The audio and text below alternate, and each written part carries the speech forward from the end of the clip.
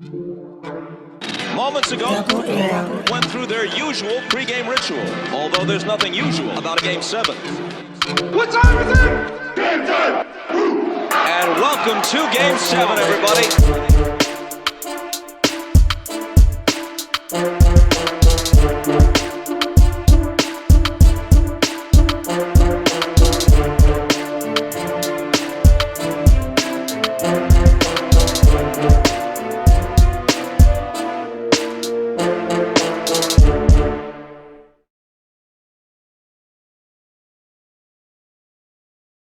What's happening? Yo. What is happening? What's cracking? What's up, Santana, man? How was good with your family? Detour Sable was cracking with y'all, man. Santana got some fresh dew. What's going on, Santana? You already know the hey auntie energy is growing in. I think I'm playing. Oh, okay. Okay.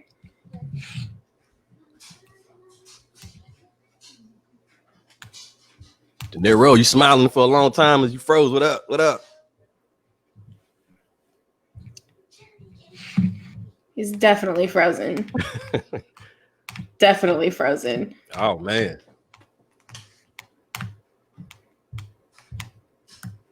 Until he kicks in, what's been good with you? How your week been? It's been good. It's been busy, but good overall. Weekend was kind of chill. What about you?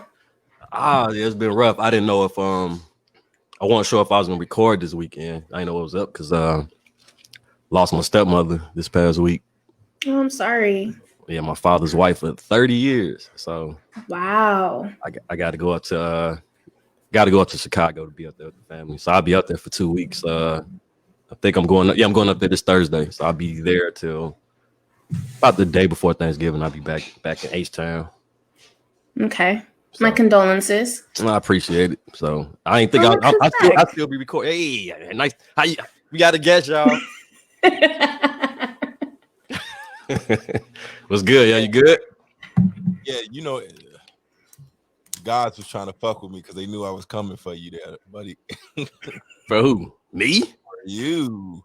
Sable always. I didn't even introduce. I didn't get a chance to introduce Sable yet because my man's hit me with the I'm getting pretty and hitting these streets, and I was not gonna let that slide, buddy. I didn't hit the streets. I told you I'm done with that. There was no way I was just gonna let you just come up in here with the twists in your hair and the fresh cut and stuff, and just. I need a cut. I'm out here crazy. That's why I'm out here bogus right now. But my man said I'm here, getting pretty and hitting these streets. Oh, thotty body ass boy. Santana, you said getting pretty. I did say getting pretty. He said getting pretty. Sitting. I said that off air though. You know what I mean? No, listen. Hold the fuck on. You know what, Santana? You get a pass. I'm not even gonna keep going on it. Don't ever do that again. Don't ever in your life. Ever. Sable, how you doing? I'm good. How was your weekend? How was your week? It was good. Week was good. Thursday was rough. My team got smashed.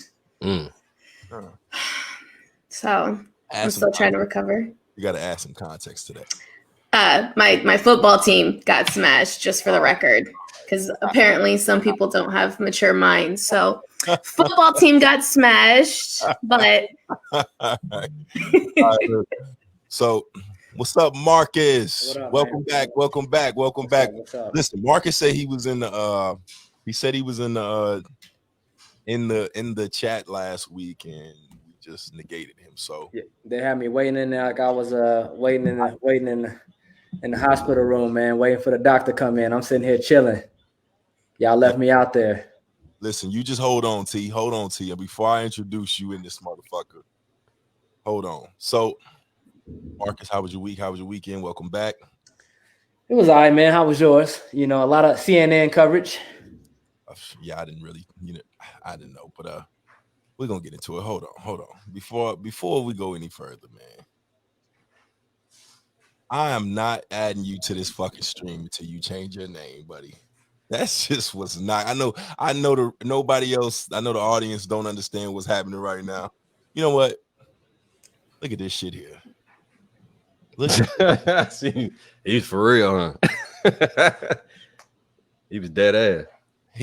Listen, y'all. My man said toxic chocolate, and this is his OnlyFans name. Whoa. It's gotta be his OnlyFans name. Oh, look, he changed it. I'm gonna do it for you. I'm gonna do it for you. Only because you asked so nicely. I asked you before, man, when you messaged me and what you say, what was the message earlier? I said use this as my promo name. What was your promo name? It was it was Toxic Chocolate 69. What kind of hood rat stripper name is that? If you don't hand him a nasty award, because you be ready to throw them nasty awards my way. Reach over in that cupboard. Just hold on. Grab that nasty award. Hold on. Just hold on. He is abso-fucking-lutely getting the nasty award of 2020.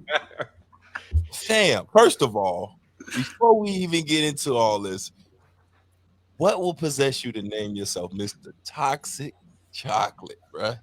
I'm just, after the meme battles that was in the gift battles that was going back and forth all week, if I'm toxic, I'm gonna own it, and I am Mr. Chocolate. That it is what it is. You don't have to comment. It's my opinion. Okay, well, listen. Okay, so it's your opinion. Who's called you Mr. Chocolate? Listen, that's not important. P? What? Did you just self-proclaim yourself Mr. Chocolate? Like playoff? No, never. If you go through, He lying. all right, see, we're not gonna do that. He lying. That's what he calls himself when he's staring at himself in the mirror, getting ready. Ooh, let it be. They're kicking it off. This is what I'm here for. Yeah. Listen, This the week I was waiting on. Look. All right. We just got here. Let's get the introductions done first, and then we can jump into that. We getting them. I'm not giving you an introduction. Just kind of came in. You came in real nasty. I'm letting you get the nasty award. Marcus is sitting here looking befuddled right now. He don't know. For those that don't know, the original Game 7 podcast crew consisted of myself, Sable Lene, and Terrence. Sacramento. Didn't happen, y'all, whatever. But we back in this thing, right? About last 3 or 4 years. Terrence over here has what would you describe it as, Sable? Let's get into it because he knows. What would you describe it as, Sable? I don't know. I don't even know if there is a word to describe what the hell Terrence does. Terrence, how would you describe it? Because I read your memo. And your memo says something along the lines of DM etiquette or something. Yeah, DM etiquette. How would I describe this? What have I done? I just put it out there. I just, in the DMs, I put it out there. I am someone's Russell Wilson. Just put that out there. It may not be hers, but I'm somebody's. You can't be Toxic Chocolate in somebody's Russell Wilson. Whose man's is this? So many things Whose man's is this? Not to be Russell Wilson. Thank you. No, I cannot allow this. I can't do it. Thank you, Marcus. Thank you. Foolery to the American people right now. I cannot allow this. Okay, let's say this then. Let me start over. At one point, I guess at one point I was, at birth. Keep going. I was the Toxic Chocolate then. That's who I was. That's not who I am anymore. I have changed. But in reality, when did you change? When did you change? Because you came in here and you busted dope. And first of all, you called yourself Zaddy. You tagged me on Instagram talking about Toxic Chocolate. You changed an hour ago? You changed an hour ago? When did you change? I need proof. Because you all on social media talking about Toxic King and all types of stuff. When did you change? I've never used the title. I'm sorry, Toxic Chocolate. Okay. Toxic Chocolate. You came on this show as Toxic Chocolate. That's how you came on the show. I did. So when exactly did I knew what time it was when I saw that barbershop trailer. You purposefully typed out toxic chocolate as your name. I did because transformation happened when. Can I get my word? My bad. Go ahead. I'm sorry. Appreciate it. I apologize. You know, my thing is I'm trying to start my OnlyFans following. On OnlyFans, I'm toxic. Russell Wilson ain't doing no OnlyFans. I'm done. Russell Wilson's in a different financial state than I am. I can't. I'm not on his financial state, so I got to do what I got to do. Which goes back to the you ain't nobody. So you're not Russell Wilson. Thank you. If you want to say I'm not a Russell Wilson just because I don't run around the field throwing footballs all day, praying. I can say that because you don't have his money. I can say that because you ain't light skinned. I can say that you ain't got the DeBarge hair. I can say that. I mean, I could go. I mean, I can keep going. I mean, I can keep going. I don't want to disrespect you. I disrespect you today, though. Hold on, time out. Hold on. I thought this was supposed to be me versus Sable. When did she get a tag team? I'm sorry again. I'm sorry. Listen, you and I have the same last name. This is a handicap cousins. I apologize. I'm sorry. Let me get out. I'm sorry. Go ahead. I apologize. I mean, it ain't necessarily you gotta get out. I'm just saying, like, let it ride because listen, this is long overdue. But I'm glad everybody's here. You know, the audience is here and stuff anticipating it from last week. But yeah, so we're going to get into it because all of it is relevant.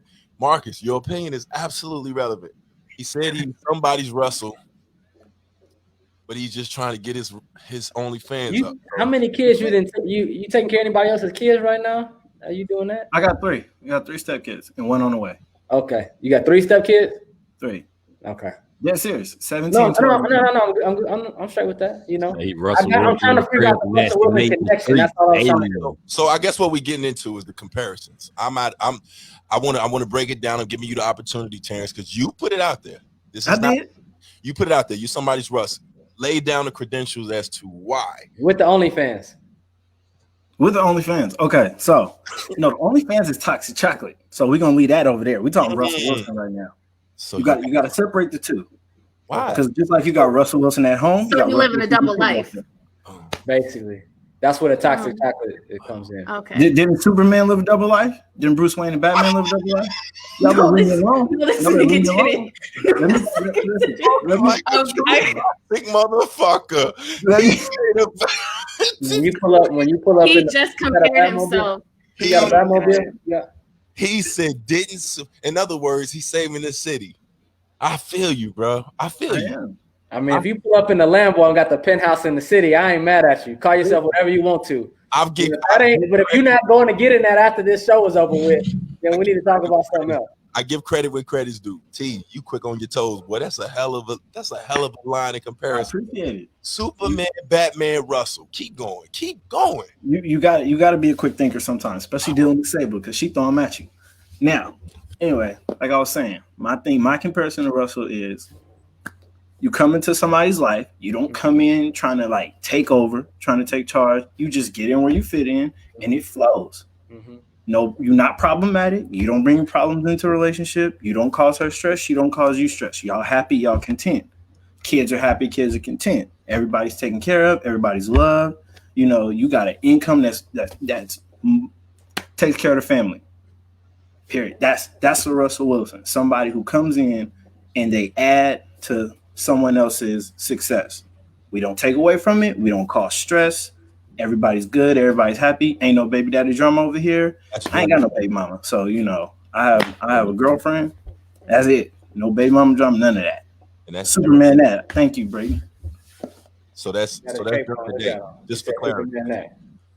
That's my Russell Wilson. Now, if y'all want to talk about toxic chocolate, it's because at the end of the day, you know, at the end of the day, we in a pandemic right now, you know. PG&E pays great money. By any means. Pete, I see what you did there. So by any means. All right. So your job doesn't really offer that Russell Wilson stability then. Mm-mm. You just offer the emotional comfort. You doing stepdaddy. The healthy environment. You just stepdaddy. PG&E pays great.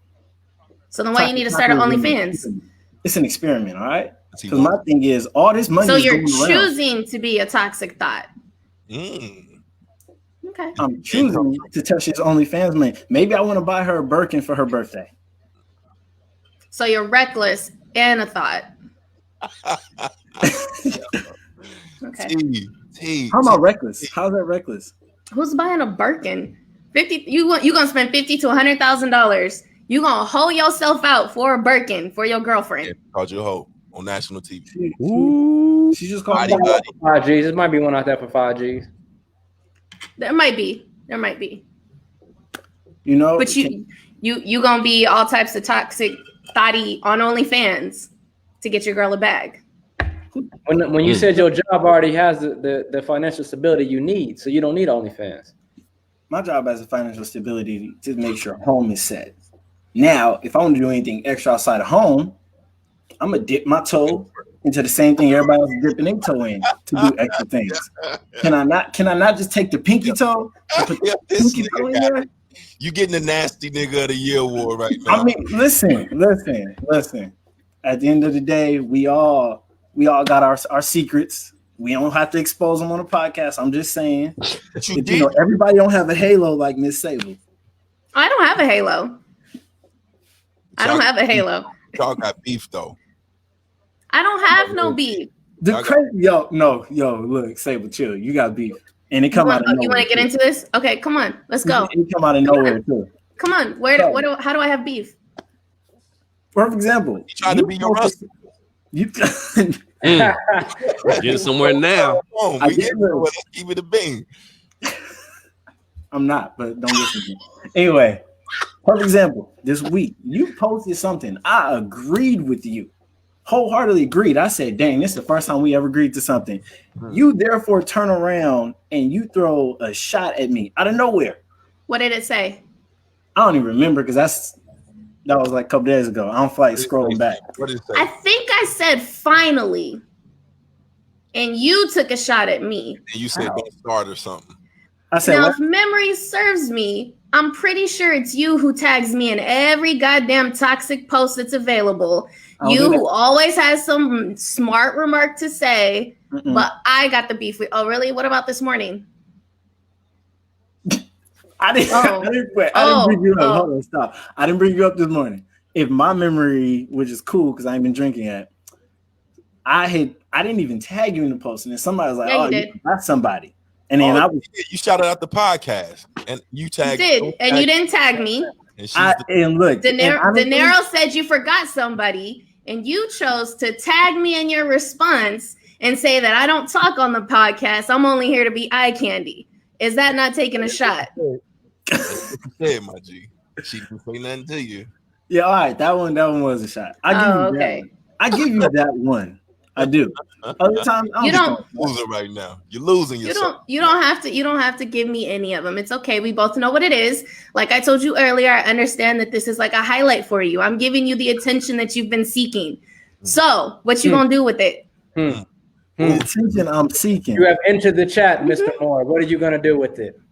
You're on the clock. Goddamn thing. But that's not the point. The point is that you can't come at me trying to call me like how we say this. You can't say I start all the beef when in reality I'm just the innocent angel who like constantly, I just be laughing at De Niro's post. I laugh at Loon's post, and that's about it. Let's get it. You don't tag me in anything. You don't respond. You don't hop on my posts and start shit. No, that's different. Hold on. We talking about I don't hop on your post. If you post something publicly, hold on. If you post something publicly, you act like I search you out. If you pop up on my feed and something is funny, or if I don't necessarily agree with what you say, it's my opinion to post something in response. Can I intervene? Can I ask you something? Can I ask? I gotta ask the question because at the root of this, I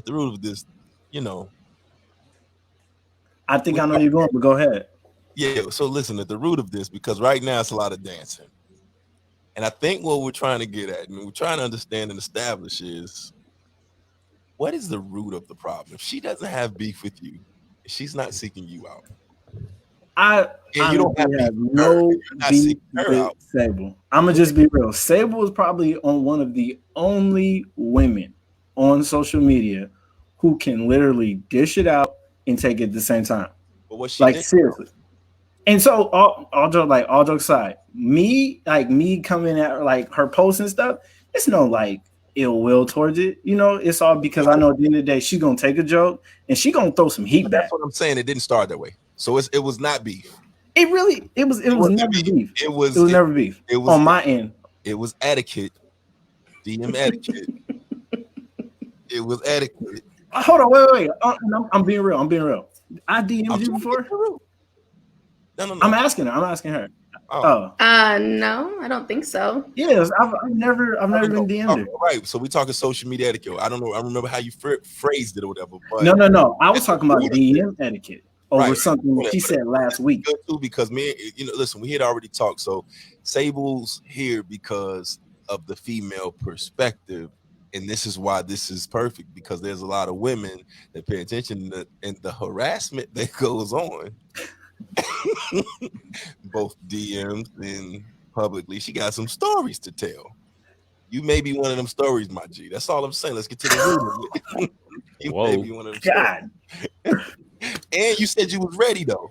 So you know I'm not gonna back down from the challenge. But I know you're losing right now, dog. You losing this fight right now. All I'm saying is that on my stand of it, it was never beef. It's just that I know it wasn't beef. It wasn't beef.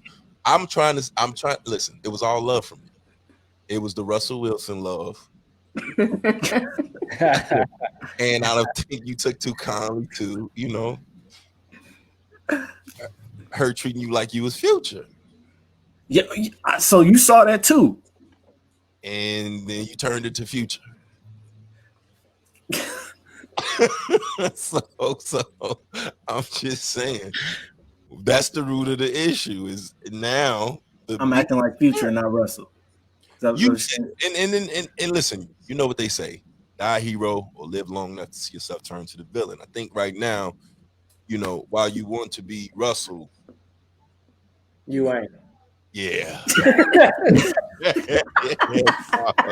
It's just not looking good. So I gotta stop with the mixtapes. I'm gonna stop with the mixtapes, because it's clearly part of the OnlyFans in the toxic. The OnlyFans just take you out of the Wrestle running. Yeah, you out of there. You out of there. Yeah. You automatically disqualified. I wish you much success, though. I wish you much success with OnlyFans. But I'm just saying, once you went there, you kind of out of the Russell Wilson. Yeah, look, I'm gonna just say this: we don't know. In reality, he could put a mask on and he could have OnlyFans. We don't know that, so you can't necessarily throw me out the running. We don't even know what, but we don't even know what you. We know what he does on Sundays, though. We actually get to see him do that on Sundays. We don't know what you do Monday through Friday. We have no idea. Okay, I'll tell you what then. I'm gonna start posting. Just like you. I also know his salary. I don't know what yours is. Not that I need to. I don't need to. I'm just saying these are things that we have comparisons. That's all I'm saying. These comparisons. Right off the bat, what you said, you're a nice guy. In the root of this conversation, you're a good guy. You might be a good guy. You're probably a good guy, nice guy. The women don't respond to the nice guys. What you were trying to say. They respond very hostile to the nice guys, what you were aiming for. And then you became the hostile one. Right? Oh, yeah, definitely. I don't know. I mean, you somebody's Russell Wilson. But you say you got a girlfriend. Ain't you her Russell Wilson? Or what's up? That's when I said I'm somebody's. That's what I was referring to. Yes. Oh, okay. I'm sorry. I just wanted to clarify. And then I gave the example. I didn't bring up. I didn't bring up situation. Okay. I was just saying. You brought her up. I just, I wanted to make sure that I was clear the air on that. That was who's Russell Wilson you were.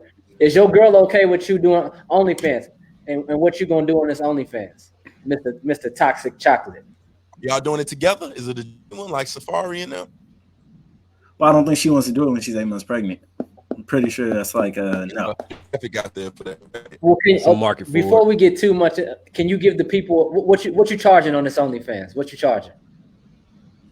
Hey, when I tell you real talk that it was just a conversation, I didn't even look it up yet, so I don't even it was just a conversation. I mean, because I'm saying, Joe, if you gonna charge, somebody gonna say, "Hey, you charging me $15 a month or $30 a month?" What I'm getting for that? First off, $15.30 is a little low of my price. Like I'm worth more than $15-$30 a month. You got me looking cheap out here. Oh no, some of them girls, them some highly of them, successful. Some of them, I don't know how many followers you got, but some of them million plus. That's what they, that's around the market-based pricing right there. That's market-based pricing. I've never even been on OnlyFans. I don't know what they pay, but damn. Well, how much you trying to charge then? How much trying to charge? I mean, if it's that much. What do you do on this OnlyFans, Toxic? Yeah. What am I doing? What are the people getting? I will not be subscribing to this page, so I don't know. But people who want to subscribe to this page, what are they getting from Mr. Toxic Chocolate? I already got my OnlyFans, Mo Cheeks. Subscribe to my OnlyFans if you haven't already. Mo Cheeks. I'm surrounded by a bunch of thoughts. Hey, I don't have. Okay, I ain't got the OnlyFans. I'm good. Good for you, Marcus. Santana's out here in these streets talking about, hey, auntie. De Niro out there talking about Mo Cheeks. Hey, auntie on OnlyFans. What is happening? Man buns. It's not for hair.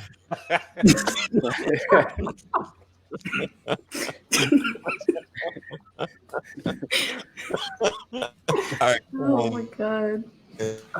So Mr. Toxic, what are the people getting from your page, Mr. Toxic? Man, well, I mean, I'm gonna have to say that women just gonna have to sign up and see. They ain't going. Ain't nobody finna sign up and see. You know what? Like chocolate covered dreams, huh? I got you.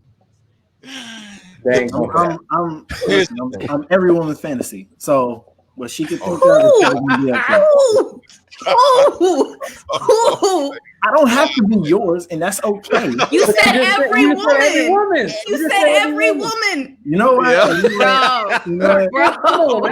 This is oh, this is great. This is great. Every woman's fantasy. That includes Sable.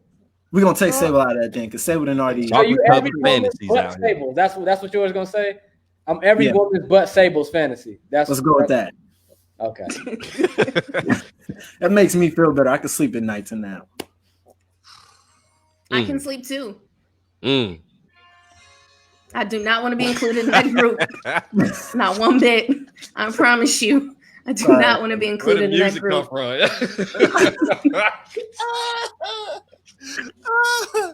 Hey, I'm sorry. Santana, you heard that? Yeah, I heard that.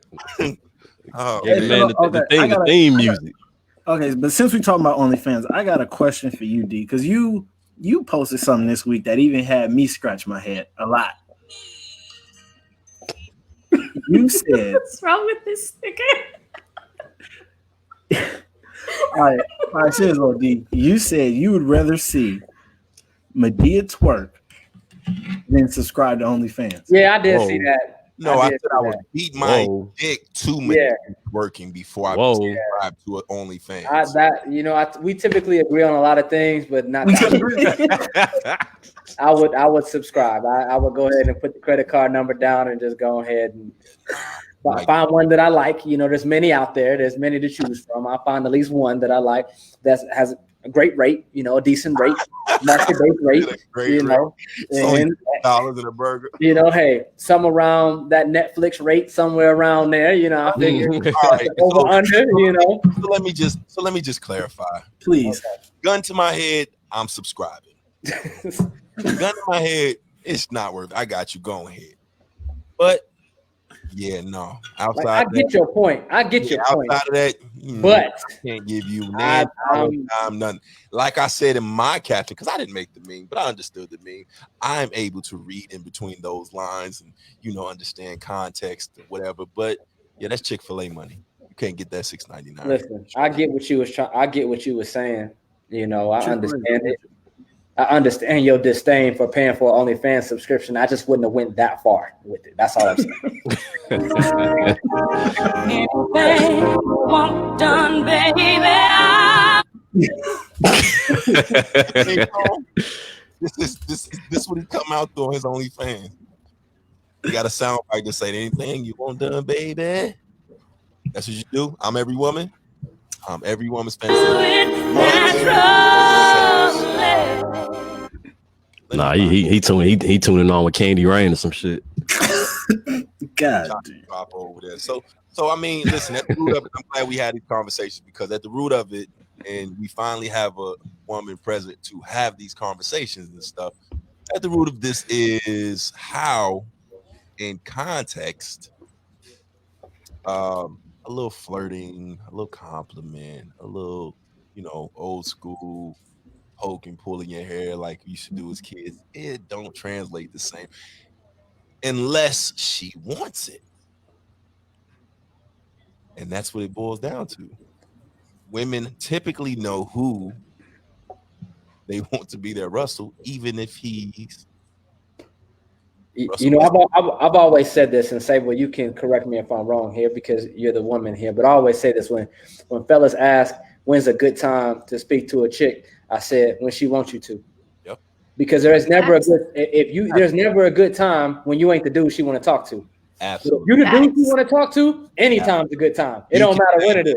It don't matter. Wake up from a dead sleep. If I want to talk to you, I'm gonna talk to you. That's your guy. That's the guy you want to talk to. Absolutely. It don't matter. It don't matter the time. So I always tell these dudes, look, you'll find out. It's a good time when she wants you to talk to her. If it ain't, she don't want you, it's a bad time. It's never gonna be a good time. Yep. And they're gonna out you, and they're gonna do all them things, and that's basically the root of the conversation that I took from all of it because, T, you might be somebody's Russell. We having some technical difficulties here. But I don't know, bro. Yo, we having some difficulties. Wow, what happened? My question. Okay, my question for Sable, since you are the one in here. When you have women, and you see this up and down your timeline, I know you probably the one to get irritated and you be telling them shut the fuck up. But when you have a woman who is constantly talking about men ain't this, men ain't that, all men this, all men that, and you have a guy who's a great, checks all the boxes. He's the one who, hey, and it's nothing disrespectful. He's, how you doing today? Think you're beautiful. You mind if I take you out? Well, whatever, however he comes at her in a respectful way. Shoots him down, then turns around and dogs the type of guy he is. Just explain to me why. Like what why is there... Okay, so you're assuming that she knows that he checks all the boxes. Now, for the most part, most of these women that are on social media and they're posting that stuff and the guy hops in the inbox, she's not really going to know until she actually communicates with him if he checks all the boxes. She's just going to go off surface value, right? She's going to look at the surface. Does he look good? Does he look like he checks the boxes? And if he doesn't, I'm not interested. So my question is, what is wrong with women at least having that initial conversation to find out? Why is it they don't even want to have that initial conversation? She just may not want to talk to you. I think it's an approach. I think that's true. It's also the approach. I've been approached by guys many different ways. Some guys I've responded to and some guys I haven't. It really, really depends on your approach. And it also depends on the chick. She might not be ready to talk to anybody. Usually if it's a girl who's doing that, men ain't shit, men are this, men are that, she's not really in a healthy state mentally or emotionally to really even be talking about a relationship. And the problem's probably her. She's probably the problem. So it don't matter who approaches her. She got to get herself straight. She's probably the problem. I got an extension to that. So what makes in that same situation with everything, and they shoot him down, what makes a woman double back later to that same one they shot down that they didn't want to talk to? I think the same thing as so to speak. I think it's based on where she's at in life. If a woman is constantly posting negatively about relationships, if she's constantly posting about men and dogging men out, she's not really in the mindset to look at any man, even if he is good, in a good light. But later on down the line, maybe she's healed from whatever trauma she's gone through. She's in a different mind frame. Now she's able to actually see what is around her. Yeah. It's like, so Johnny in the comments, my boy Johnny says, I believe time is everything. That's absolutely true. There are a lot of different things I think that play a factor and play a part in all of this. But yeah, if you see shorty's hurt you can be a good guy, or even if she's not, you be a good guy all you want to. If the history of how men approach her or the mood that she's in does not feel welcoming or open to it, or your approach seems typical, it's like what I'm saying about men, right? So from birth, women are pretty much courted. We've all learned this. We know this. It's sad. It is what it is, and we're gonna transition into another topic. Santana, you know what I'm talking about. But the perverse shit is, as a woman, you've probably been approached a million times a day since you were a girl, a little girl, and they become numb to it. It's unoriginal. They've heard it all, seen it all, so feeling like, oh, look at him, and then that lining up with the mood that she's in and your approach and everything else plays a big factor in it. But the main thing is what she said earlier. I think women just automatically know who they are even willing to deal with and want to deal with on any given day. It doesn't matter who you are. She don't know that. You know what I mean? And even if you are a guy with his shit together, I see a lot of women out there that's so fucked up and broken and shit like that that they wouldn't even know what to do with the dude with his shit together. Can get a man with his shit together and be a whole nigga. So sometimes it's not even you, and you should be happy. I'm real shit. Like your heart may be like, yo, shit, I want to take care of her. I want to, help her. I want to hold her. I want to show her the things. And shorty gonna use the fuck out of you, and or do you dirty and be fucked up out here as a good dude. So I mean, I think the timing is everything. I think at the end of the day, women always hold the cards. I know people always say know your worth, king, and joke in a joking fashion and the rest of that shit, but men rarely ever like women always talk about double-sided shit. Society talks about it like, oh, why men can go out here and fuck this and do that or whatever, and women do it as a whole, and men able to do this and do that, and women, there's a double standard in a lot of things. And one of the double standards in relationships is when a woman, kind of Jada showed this, but not to the extent, I'm not going to go to the extent, but when a woman needs time and a woman needs consoling and a woman needs to vent and a woman needs care, typically, it's not all cases, but typically you are expected to respect that as a man. Give her that space. Give her that time. Still love her. Still be there. Still be faithful, and so on and so forth. Still need to be in the house. You cannot disconnect, and so on and so forth. Men, I think when we talked about mental health for men, I think there's a lost discussion out there of how to love a man properly and understand the signs of when a man needs those things in return. Sadly, we cope and we do this shit like, and I don't want to get personal with none of my brother's informations or my own personal information, but you are taught just to deal with the shit.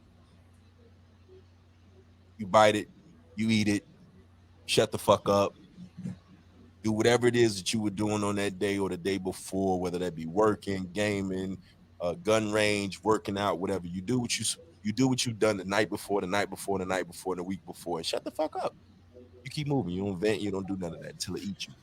So relationship shit typically is in a woman's hands. I think on any given day when a woman wants to vent and a woman wants to go out and she need a girl's night, she need them things, or she want to be with a man, she want to court a man, she want to be loved on, she want to be touched, she want to be winded down, she gonna get it. You just got to deal with it. It sucks, but you can't convince a woman to listen to you, to see your worth, to give you the time of day. None of that. You can't. From the gate, you are really. I know it sounds like I'm telling the truth though. It's one-sided. Sucks, but what are you gonna do? You're gonna cry in the car. Legit. Listen, it's a joke, but no, I'm dead serious. Like I know.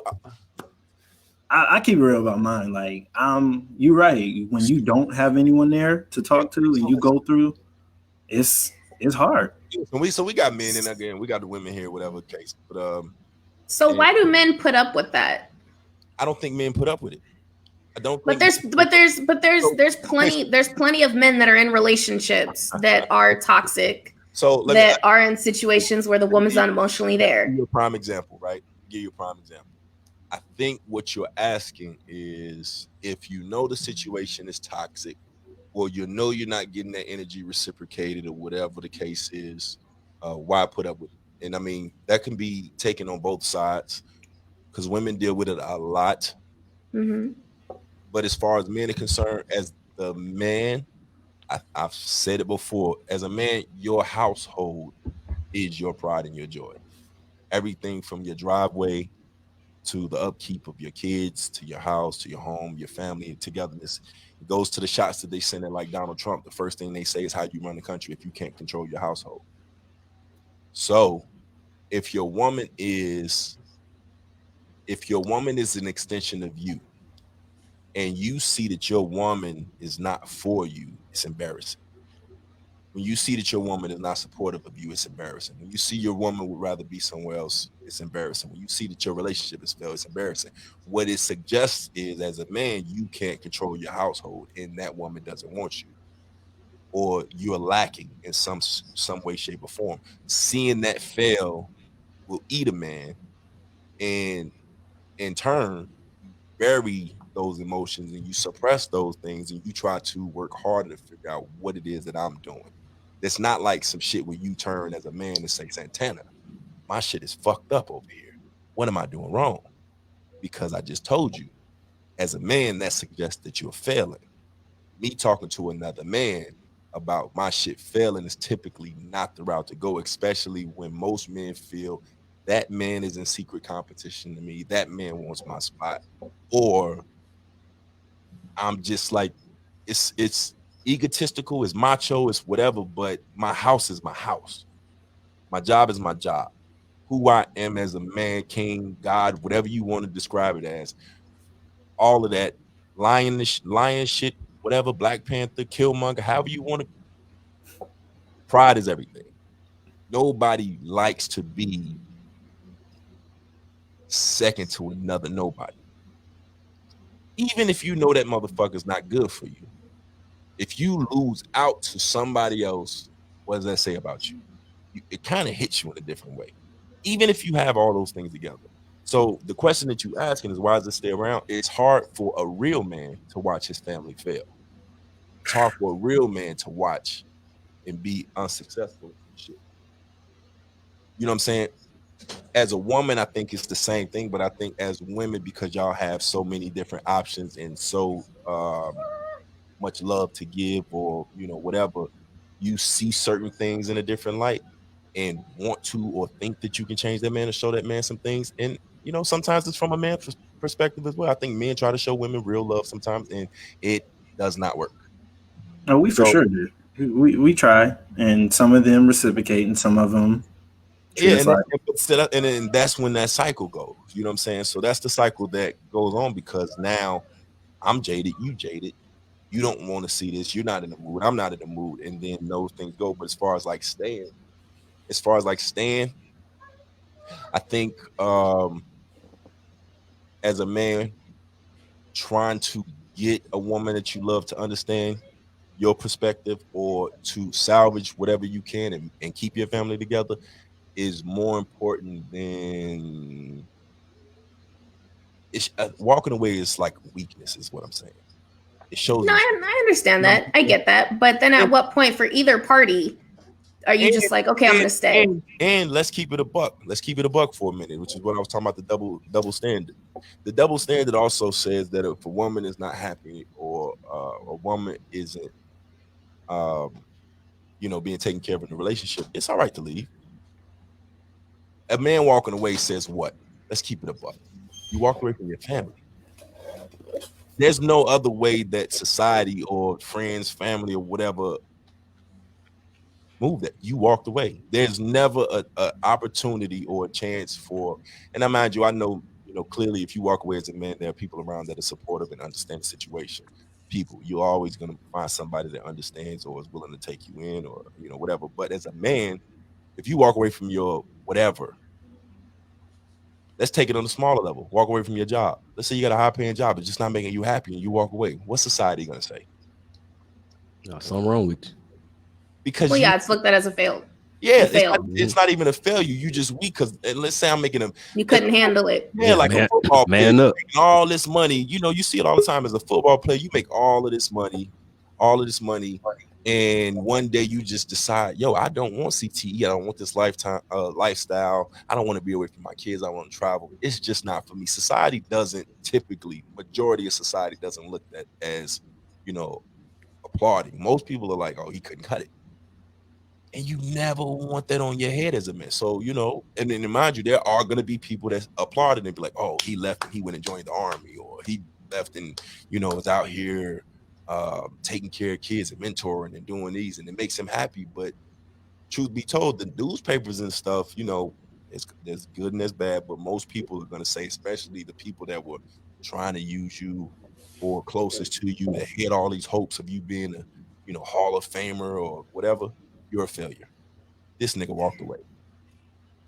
Do you think that that's based on how society views men's mental health and emotional health? Like that all plays a role in it? I think society gives a fuck more about transgender mental health and physical safety and gay rights than they do about men's mental health. I don't think men's mental health. Look at CTE. Just keep it there. CTE. They don't give a fuck about CTE.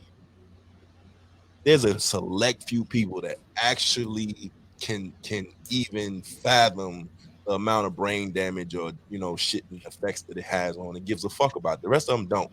When you get to talking about mental health, you can point at Dave Chappelle, you can point at the Robin Williams, you can point at all of these guys that had to kill themselves, that typically kill themselves. I'm not sure how many women that are famous of, off themselves or committed suicide or whatever, but majority of these happy men or these good dudes or whatever, they kill themselves. They don't know who to turn to. They don't talk. I don't think society gives a fuck about men's mental health. That's just the God's honest truth about it. I think that absolutely starts even at the bottom, not just famous people, but even at the bottom. Like I said, as a man, you think, and you see my son, but you think as a man, I want to convey weakness on my son. Of course and it's not his fault, but it starts there and it goes up to shit. Look at Dwayne Wade. I mean, I granted he has a different situation and he's in the eye, or you can look at LeBron James, but on a day-to-day basis, how you raise your kids and how society thinks you should raise your kids, or the weakness you should show, or the affection you should show, or the discipline you should show, it's always in question. The last thing you want to do is go out there and show weakness. Yeah, I think the role as the man has always been there. It's always been like, go to work, do this, be powerful. It doesn't matter. We always make the joke about, I'm not married, but we make the joke with married men. It's like, once you get married, it don't matter if you're happy anymore. The only people that matters is if your wife and your kids are happy. Like your happiness is irrelevant because your job is to provide, okay, and to make sure that their happiness is secured. All right, so and to protect. That's your job. Your happiness gets thrown out the window, and it's funny that we kind of joke about that, but it kind of correlates to what we're talking about because the men's happiness or their mental stability or mental health goes out the window because that doesn't matter. It's not a part of the job description. Your job description is to go do what you need to do to provide and protect for this family. And then we can have all the emotional issues we have to have. And you need to fix that too, by the way. Get your ass up. That's right. And that's kind of the man mentality is that, when weakness is always like, we don't show weakness, get stronger. Don't be do that. So that's kind of how, just the role of man in society has always been. I think when we talk about mental health, what I will say is I agree with you about men's mental health compared to they care more about gay rights or transgender rights or and those things are very important. I don't want to act like they're not, but when it comes to men's mental health, that's just not a part of the society because again, No, it doesn't matter. You know, it doesn't matter. That's not a part of your role as a man of taking care and protecting and providing security for your family. You know, but when we talk about, you know, I believe sport and entertainment, I think we enter a whole new realm, right? Because I'm not an entertainer, so I don't understand. I can't fathom what they go through on an everyday basis. As an athlete, I will say this is that, you know, it's always different levels to this, like in any sport, in any, I would say, entertainment industry. There's different levels, whether you just a guy or you the guy. You know what I mean? Like if you LeBron or you just a dude who coming in a couple times, a couple minutes a game. Like, would you trade? Like think about the mental health of like a Michael Jordan who can't go anywhere. Nah. Like he can't go anywhere in life. He can't go. He can't even pump his own gas. He can't go to. He can't say, "Hey, babe, we got some milk in the house. Let me go grab some real quick." Oh, we didn't have any aluminum foil. Let me go grab some real quick. He cannot do that. There was no way he can go out and live normal life. But we don't think about that because when we think about entertainment and athletes and musicians, we think, well, the amount of money they make can make up for that. And that's not always the case. That's not always the truth. But that's how we see it because we see things in a way when we don't have the financial success that my man, Mr. Toxic Chocolate, Russell Wilson has, you know, that. Man, talk about it. We don't have that. We only see things in the financial realm where it's like, okay, well, he makes 30 million. He makes 200 million. Well, yeah, but he's trading a lot of things for that 200 million. Yeah. He's trading everyday life, which can affect his mental health. What's crazy? What's crazy is like in this conversation, I mean, I don't know what that was that just happened, but was it the baby's brother just killed himself? I was listening to a podcast recently, Drink Champs with Busta Rhymes, shine light on Chris Lighty's situation, you know, which was deep and it fucked me up a little bit because Busta was talking and he said he had never talked about it before, but he shed light on Chris Lighty's influence within the industry and how he was leading up to his suicide.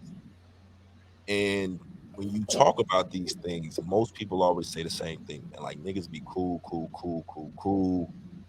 and they be giving and they're responsible for this and they're responsible for that, and then gone. Busta even went so far as to say the reason why he gained the weight and he hadn't released music for so long is because he had to deal with his father's death, Chris Lighty's death, and so on and so forth. And nobody here to, you know, he said he heard everything, saw everything in the way that it affected you or affected him, you know. And you stop and you think about, like you said, entertainment, everything is different levels and the things that people trade. But in the public eye, you know, guys like Chris Lighty or Busta, etc., they're forced to deal with ridicule. I said, you know, he's seen the jokes, he's seen that or whatever, and he said flat out of his mouth that he never once uttered the words or was able to express how he really felt, which ended up being consumed with drinking and all these feelings and hostility, like when people would approach him and, you know, fuck is you doing and all these. He didn't have the tools to navigate through those things. And he said himself, he wanted to be out of there too. So it's like when you start to hear it come from certain people and then you evaluate your life, you look and you say the same things like, who the fuck do I have to talk to? Who's taught me this? Or am I doing this the right way? And could this happen to me? But you look down the line and, you know, like I said, we did the mental health issue of the pod a while ago. And I know we touched on the relationship aspects and what we expect as women, but I don't know, and I have to go back and listen, but I don't know if we really got serious enough to the point where we started to say the truth of it. And the truth of it is the mental shit with men is real as fuck.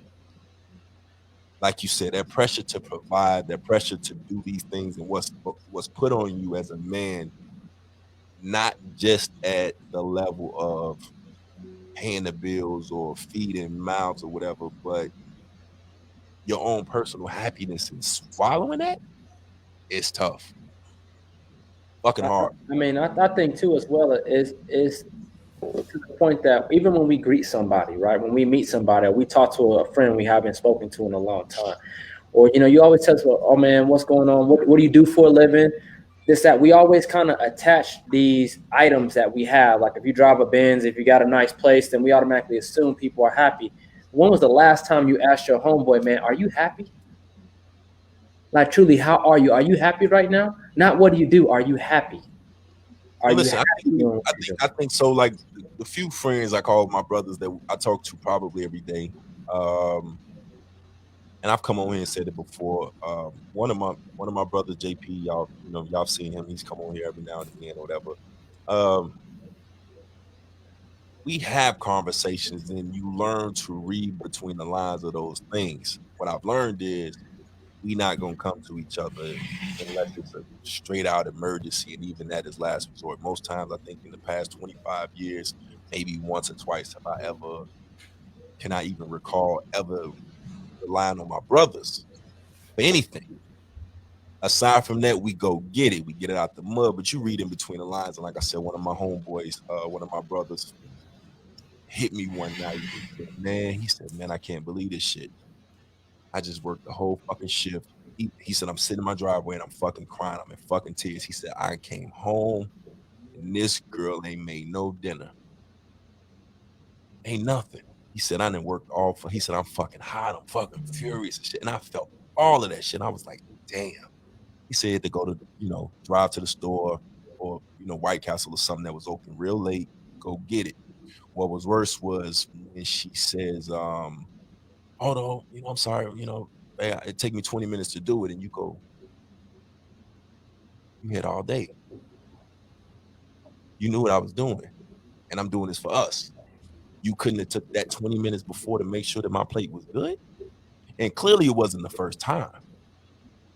But as a man, you look at that shit and you go, it really be the little shit for dudes. Like I know women always try to chime in or say and limit it to fucking. It's just about sex, but it'd be like, no, it'd be really the little shit. How you greet me when I come home, how you talk to me when I'm at work, how I leave the house, how the house is when I get back, our relationship off of that, the energy, so on and so forth.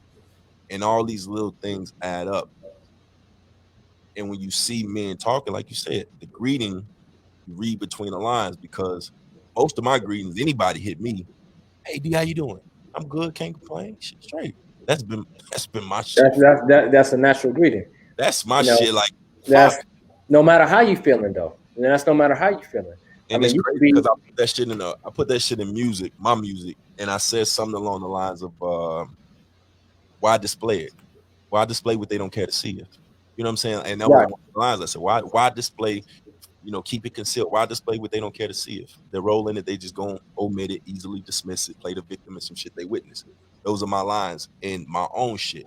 And it's what you become accustomed to, because if I come to most people and I convey to you what I'm feeling, you're going to dismiss it.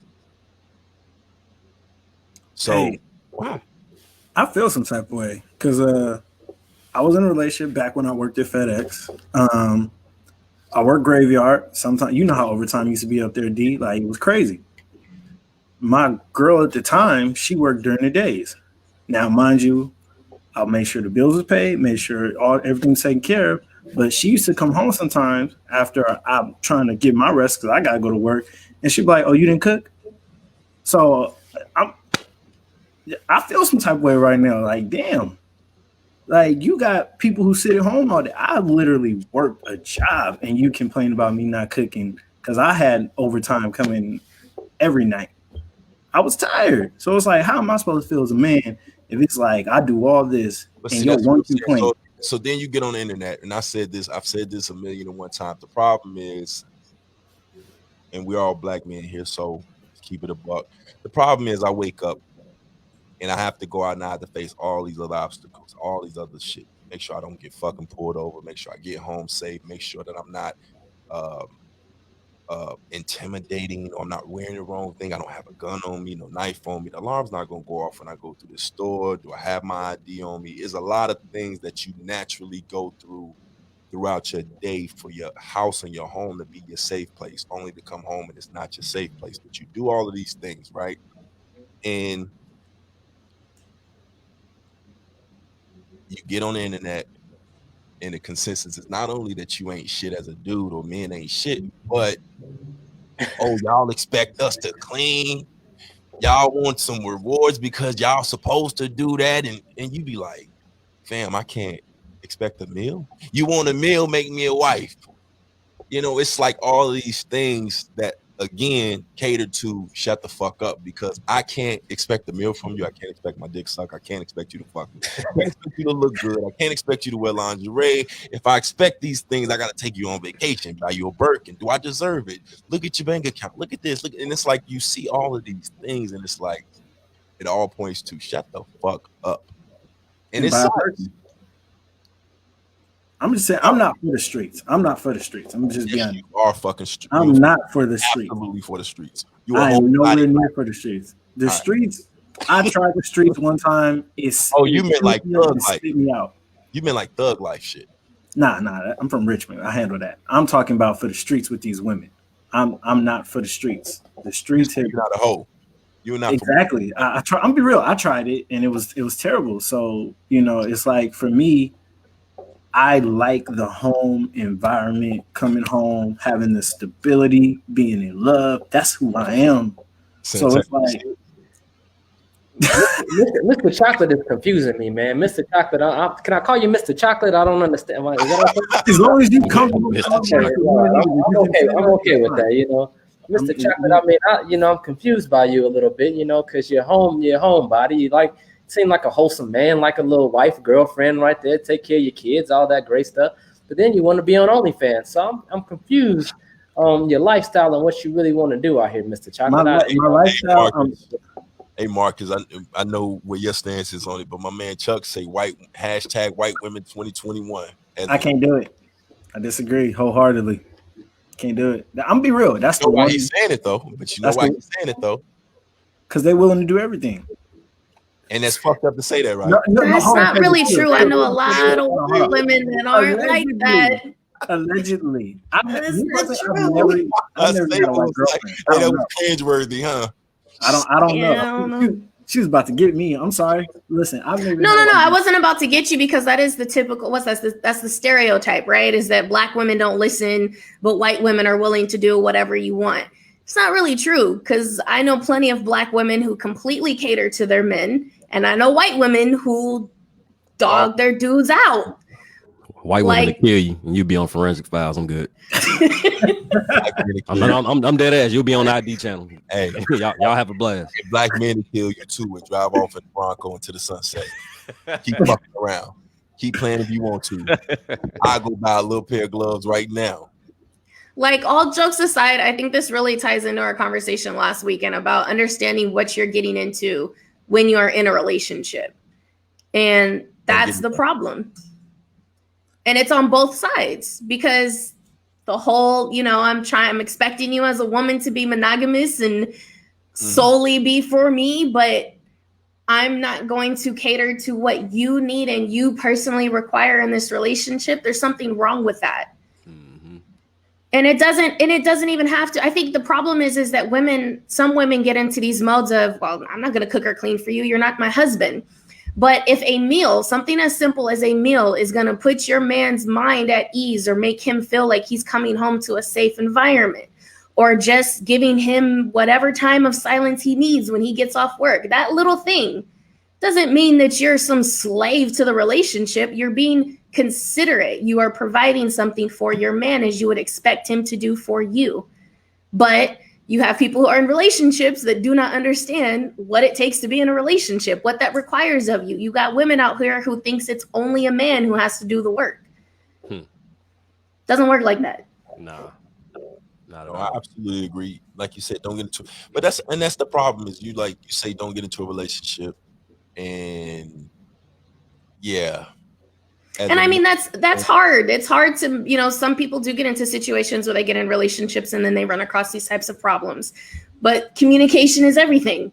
Sometimes you got to just say, hey, hold on, man, this is not working. This shit is not working. It doesn't mean we're going to break up and give up, but we need to make some adjustments because you're not happy. I'm not happy. It absolutely means we finna break up. I don't got time for this shit. Absolutely. Feel me? Like, and I know it's fucked up because most of your life you were taught that relationships work like, oh, granny and granddaddy relationship worked so long because they compromised and they worked through it and did a fuck all that. Life is short. I could die tomorrow. I don't give a fuck. Like, I'm at a point where it's fuck your feelings. Shorty, what you don't do for me today. But you gotta remember, grandma and grandpa didn't have OnlyFans. They didn't have social media. Damn. Grandma and grandpa had problems too. Grandpa was out there cheating too, but he wasn't getting caught because there was no internet. Yeah, because all of us done got family members that we ain't never met until we were grown, and we like, where they come from? Grandma and grandpa had some issues. You imagine if they had the internet back then? It'll be nasty. What that would look like? Okay.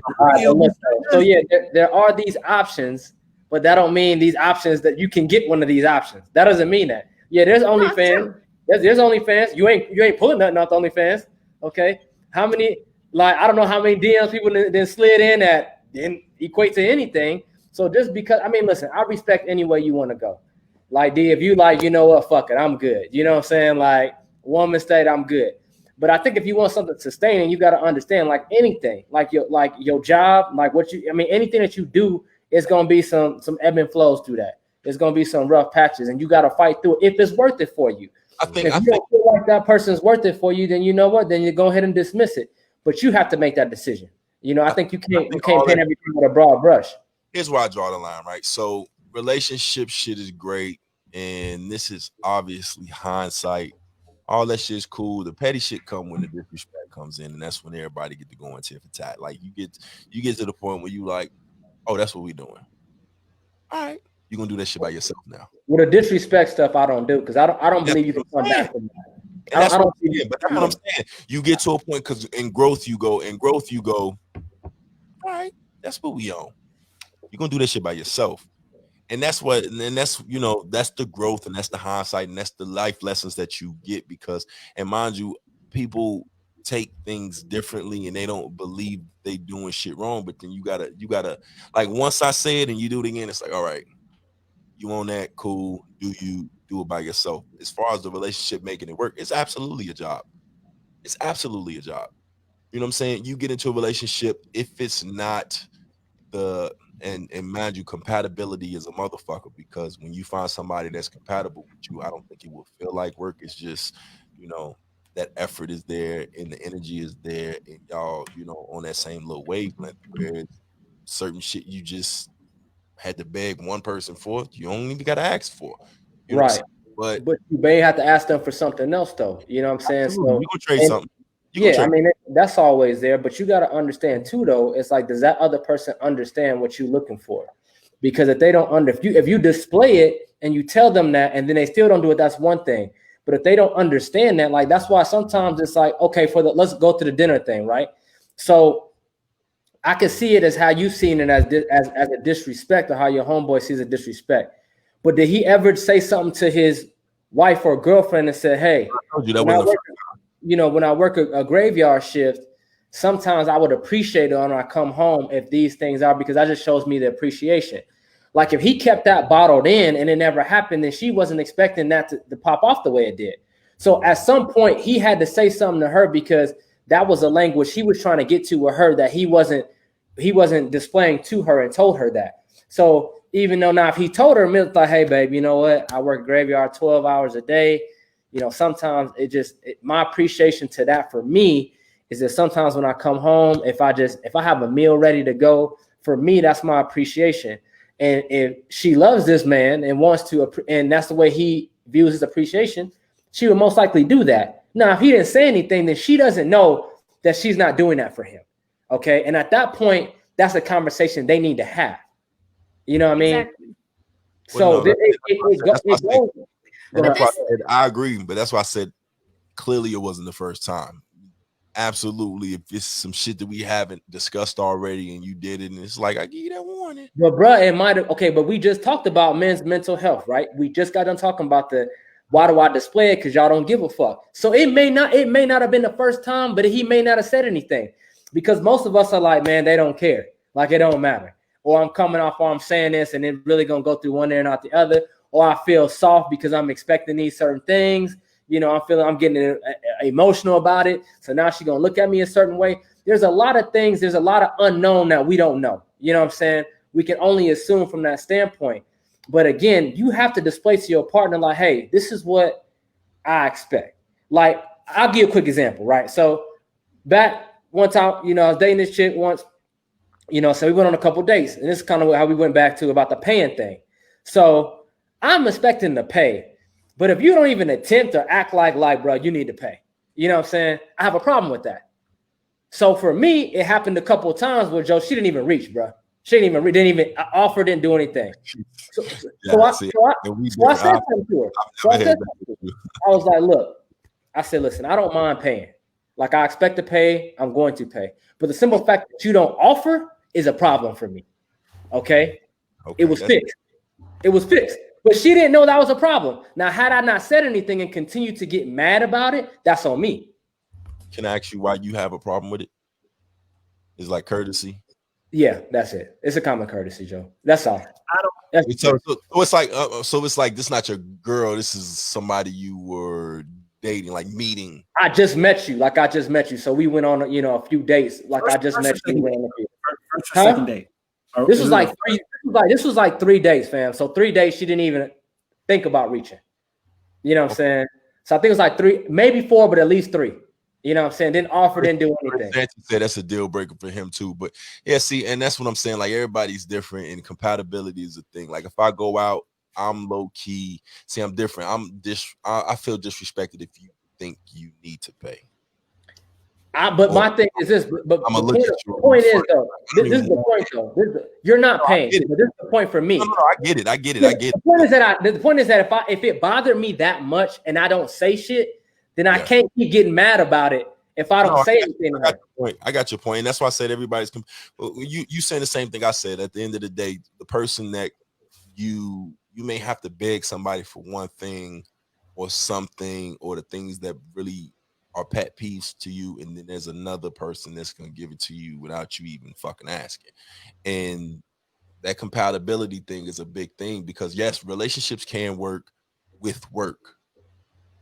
Jobs can work, and you can retire and have a lengthy career working and being miserable. But you know, if you just happen to stumble upon somebody that compliments you in that way, shit, we throwing parties every day, shorty. I like the freedom to, I think the peace of mind that comes with it, and the freedom that comes with the extra energy and oomph that you have of being with a partner, that you don't have to say, I just work 12, 14 hours a day. Can you throw some pizza rolls in the oven for me when I get home? Is like, you know, it's pizza rolls. You know what I'm saying? Like, it's just certain things that you go. But to go along with Marcus's point, because you always see online that you see the memes of women talking about communication, and the guy asks, well, what's wrong? And the woman says nothing. It's not just women who do that. It's a lot of men who hide how they're feeling. So if we're in a relationship, right, and I'm doing something or not doing something, and you are upset about it, I would hope, if we're in a relationship, that you would tell me, hey, this is bothering me. Absolutely. You don't have to be emotional. You ain't got to break down and cry, but you should at least tell me, you know what, the fact that I come home and the house is dirty, or you do this or you don't do that, and it makes me feel some type of way. Your partner should be like, oh, okay, I'll make the adjustment. But if you come home and you just look at it and you go to your room, you leave, you do whatever, and it happens over and over and over again, now you've bottled up all this anger and this resentment. So then when you break up or you spaz out or something happens, she's looking at you like, what the hell just happened? Yeah. Okay, now it's the same thing. Go ahead. And that's what I'm saying. I think, okay, and that's what I'm saying about compatibility. So as a man dating, or we're in a full-fledged relationship, and I feel like I know my role, I know what I'm bringing to the table, and these bills are going to get paid, right? I don't need you to tell me that. I don't need to hear about them. We don't need to discuss them. You don't got to pull out your, pocketbook or whatever because these bills will get paid. And it's like you have those roles, I guess, positions or tasks, whatever you want to call them, without making it misogynistic or whatever. But I'm gonna assume the responsibility of making sure that you never need for shit. Okay, no, real quick. I got a question. Hold on. Go ahead. As a woman, comment on that, but go ahead. As a woman, I think that same respect should go into that too. That's the communication. I think when you see a man doing and making sure that you don't have to want for shit, I think you should probably give him that same fucking respect. That's all I'm saying. But that doesn't mean that okay. So on that note, so let's say you doing that, right? And she's all dandy with that, but to her love language is like, man, sometimes I know he goes to work and we do all that stuff, but maybe we go out to eat, or maybe he just bring me some flowers once a month, or maybe that's how she feels about something. It's not that you're not compatible. Y'all just haven't talked about that. It's just you felt like as a man, I'm doing all this. That's what I'm saying. Like, as a man, I'm doing all this. That's what I'm talking about, though. So that's what I'm saying. As a man, if you pay the bills and those things that you know women want, and you send her flowers and you send her candies, and my thing is like you keep trying to generalize every role and say, hey, if I do this, this should work. I'm saying it doesn't work that way. I'm saying it's not a generalization. What I'm saying is, if I put forth the effort to make sure that you don't want for shit, it don't necessarily mean that I want to do it. But if I make sure you don't want shit, wait. Go ahead. So even with that, okay, you're providing everything, right? Even with that, I might assume that you want to be left alone, and that's what you want when you come home. But it may be something completely different. How someone might feel appreciated varies from person to person. Exactly. So that's where communication comes in the key. So like for me personally, I've had a relationship where I'm not a big communicator. Let me write this down. Go ahead. Oh my God. You going okay. Keep playing. Go ahead. Keep playing. So I had a relationship where me personally, I don't like speaking on the phone. I hate phone calls. I hate it. I'm a texter, if anything. I hate phone calls. But I had a guy who actually wanted me to call him. Now, that's not in my regular day-to-day routine. I had to adapt. I didn't have a problem with it, but I didn't know that he had an issue or felt some type of way because I didn't know, but that's not the reason why we're not together. The phone calls are not the reason why we're not together. Right, no, but come on. Nobody is 100% compatible. No, you can find some people who have high compatibility. You have to compromise to be able to mesh together. Exactly. And two separate personalities, two separate lives, two separate routines, and putting them together, there's going to be some friction. It may not be a lot of friction. It may not be big, but there's going to be an adjustment. And to be able to adjust, you have to have communication. We eating Chick-fil-A or we eating Burger King today? Okay, now I have a quick question for you, Sable. It's because we talked about ties opening up and talking about their feelings and all that. So my thing is that if you have a guy who constantly opens up and then, and this happens, and you know it does, opens up about his feelings. Now you have some women in relationships who might confide in their friends. And then now you got your girlfriends looking at him, like, oh, this nigga punk. Oh, I heard he cried when he feels this. So you have a lot of men who have been through that, who all of a sudden they close up. Seriously, like we might. I get it. I'm not. It's funny, but it's not funny. No, I understand that. So my thing is, as for a man who goes through that, for him when he closes up, can you blame him? Somebody laughed at you for crying, Terrence. Never. This is a safe space. You could tell us. It's not that safe because D gon hold it. We won't tell anybody. No. Okay, so whoa. First of all, I have zero problem with you being sensitive, my G. Just don't ever text me, call you toxic chocolate, nigga. I'm not fucking calling toxic chocolate, and don't have no fucking videos up self-proclaiming yourself as daddy, nigga. We're not doing none of that. That's what we're not gonna do. We're gonna be honest. We're gonna be honest here. It's a safe space. You can do we can vent and we can talk about real shit, but what you're not gonna do is call yourself Mr. Toxic T, Daddy Chocolate. Listen, okay, wait. So what is your question, Terrence? What is a guy to do when she vents to? Yeah. What is a man to do when he opens up and then it's used against him? Bounce. Get a new girl. Compatibility. I was just gonna say, if you have that's emotional. That's emotional abuse. Yeah, that has nothing to do with that's I feel like I got to close up around you. I can't live with you, man. We live Exactly. I'm out. It's just straight like that. And not every guy thinks like that, but I'm gone. Yeah. If he walk in one day and he watched Last Dragon and he cry when Bruce Leroy get his face dipped in the water, he'll walk around that understands why he's crying. There's a difference between compatibility and there's a difference between compromising and what people want. I agree. There's two different things on that. Like if he's an emotional dude and his girl don't want to deal with him being emotional, him opening up, he cannot communicate with her. That's a communication issue, and yeah, he should bounce. Okay, so but at the same time, we cannot sit up here and assume that because we have X, Y, and Z through basically what our gender roles are supposed to do, that everything's okay. It's like your girl may not be like, your girl may be like, he take care of everything. I don't have to want for nothing. I have to do nothing. But you know what? I don't really care about that. I want to go snuggle up with the dude on the couch, and he don't ever want to do that. Right. The second time y'all did this, and I was saying it. All right. So if a nigga do all that, he take care of home, he do all these things, whatever, and you can go do what you want to do, and he actually does want all of those things to lay on the couch, snuggle, watch movies, and he got to be in your fucking face. It's a compatibility issue. Whereas what it's different from person to person is what we're saying. I agree. It differs from person to person, but all of the things you talk about, the compromises and the rest of that stuff is great. I believe in compromises and the stuff like that. What I'm saying, I do. I absolutely believe in compromises. No, you do not. No, you do not. You are. Listen, I'm going to prove my point. Watch. This is what I'm saying to you. As a man, do you think you will compromise in a relationship? Do you think you're a good guy? I have to compromise. All right. Are you single? Yes. Okay. Terrence. No. Stop it.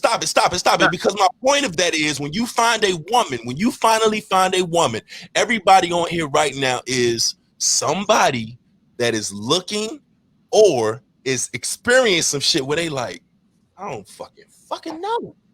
So when you deal with that, we can sit here and talk compromising and move the goalposts all we want to. Yes, all right, we can agree that it's going to take a little bit of fucking work. But the bottom line is all the work that you put in, all the compromising that you put in, all the things that were, your job was a problem here, your gym routine was a problem here, your was too big, too small, this was the too, all these, you was too chocolate, whatever the case, right? All these things are compromising that happened in a relationship that did not work. So when you find somebody that is willing to give you, and this is my point, when you find somebody that is compatible with you, you're only really gonna worry about here was what I say. If I make sure that you're good, simple respect shit, if I make sure that you don't have to do a damn thing and you can relax, you don't have to worry about when you're gonna eat.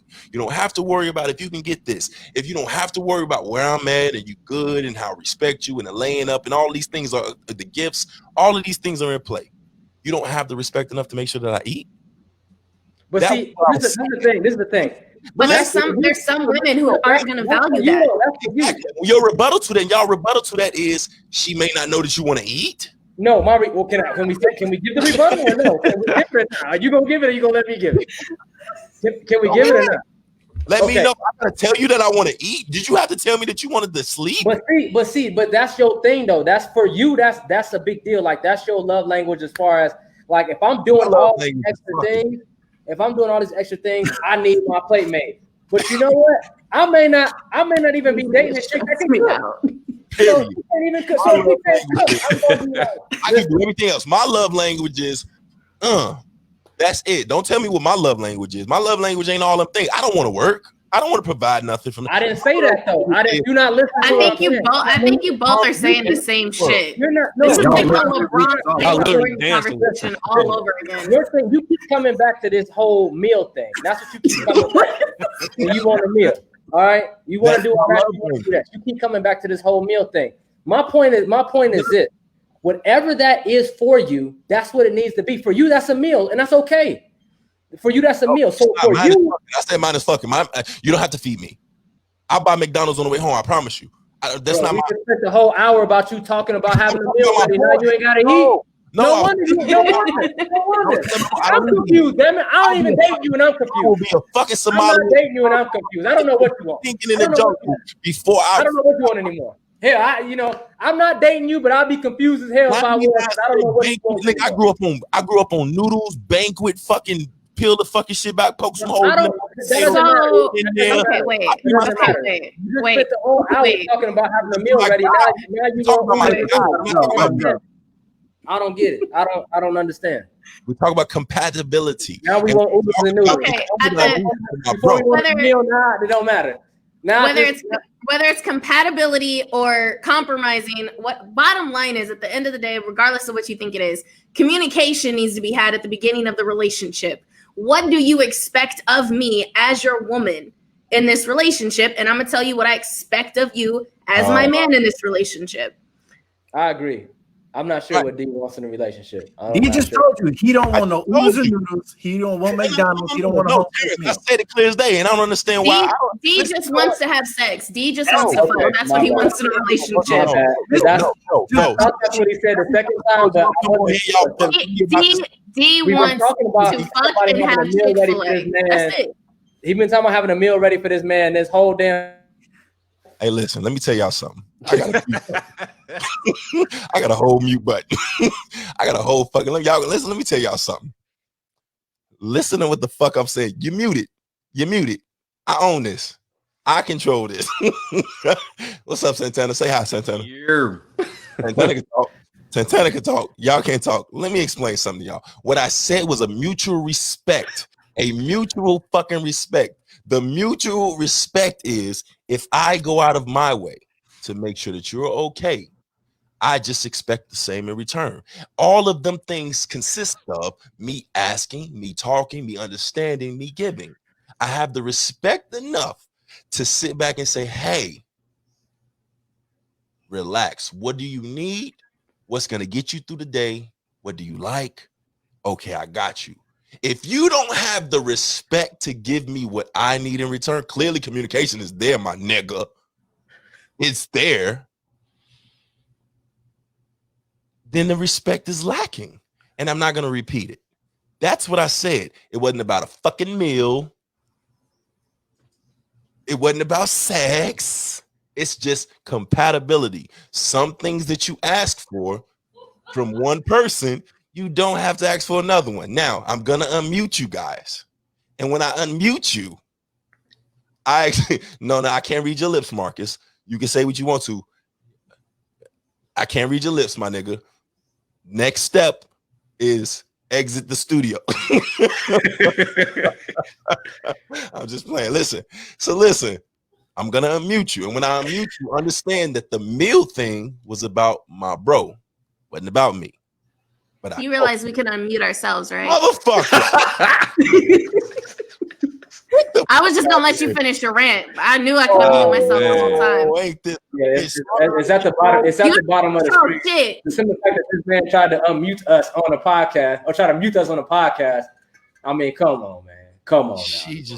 Come on, man. I hate y'all niggas. Like we for real got muted on a podcast. For real. Y'all can unmute yourself. Why they give me the controls then? Don't give me the controls. You know what I'm gonna do. At the bottom. It made you feel like you were special. It's okay. We just wanted you to go. We wanted to let you go. I wanted you to finish your rant. It's okay. You have something to say. You want to be uninterrupted for a minute. So we my show. Y'all know what I do. I control this. Right.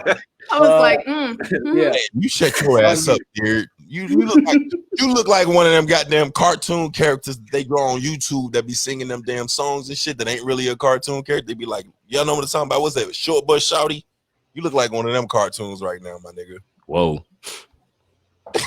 Look, Matt. He ain't muted, but he ain't got shit to say. Now, I'm processing. Go ahead. We're gonna continue this conversation. Fucking unmute button. Go ahead. I don't even remember what the question was now. It's irrelevant. I can't believe he really tried to mute all of us and thought he was doing big shit. Damn. I can't believe they let y'all. Okay, wait. I remember the question. Okay, so Terrence, to answer your question, in a situation like that, that is emotional abuse. That's toxic. Get the fuck out. Thank you. Now, what I will say is, as a woman, we do confide in our homegirls. Mm-hmm. Now, how she chooses to bring that situation to her friends, that varies. Now, if she's going to talk shit, she's not the one for you. There's no amount of work that can be put in to make that work. That's a character flaw. She has a character flaw. If the woman talks about you, if a woman goes to her friends and makes fun of how her dude just opened up to her, I got you. Like if my guy's venting to me, I'm not gonna go, y'all guess what this nigga just did. I got you. No. Now I may ask some of my friends, hey, I don't know how to react to this, or I don't know what to do. What do you guys think? And even then, I'm still going to use discretion in the information that I reveal to my friends. But if she's using that against you, get the fuck out. I like the way you think right now. That's what's so I'm saying deal. I knew it was something I liked about you. I knew it. I knew it was something I liked about you. What you got, Marcus? No, I ain't got nothing, man. I agree 100%. You agree with her. You ain't never agreed with shit I said on here. That's not true. That's not true. That's not true. I'm starting. That's not true. I mean, I was about to bring up the post that you brought up the other day. It comes down to, just don't forget when you vent to anybody. We vent to our homeboys. Y'all vent to y'all homegirls. Whatever. Just don't forget to leave out the part where you fucked it up too. Just don't forget to leave that part out. Accountability is everything. I love that part. It's huge. And I will say this. I love right now. It's hard for people not to have accountability because you don't have to have it. Like in today's social media, what do? You block somebody? Yeah. Somebody tell you about yourself. Yeah. Oh, you just dismiss them. In this case, a guy tries to mute us. You know what I'm saying? On a podcast. But that's neither here nor there. You know what I mean? I was doing too much, man. I come on here. I try to compromise with you. And no, you don't. What are you talking about? There was no compromise. You dug your heels in. Compromise. Listen, compromise. But that's okay. But the thing is that the accountability factor right now, because what do people do? We talked about earlier today. We talked about options. Everybody think they got all these options, so they don't stay accountable with the person they with. So no matter if whoever they talk to, whether it's you and who you talk to, whether your girl who she talked to, just make sure that whenever you venting and you have an issue with somebody, that you make sure you include yourself in that. Because you are a part of the issue as well. I am tell the whole Let me shit. Let me tell you something. What you just did right there and redeemed yourself. I wish we was on around the horn and I can just go ahead and click up 100 points. You know what's funny? I might have fucked up. But you need to tell what the fuck you did.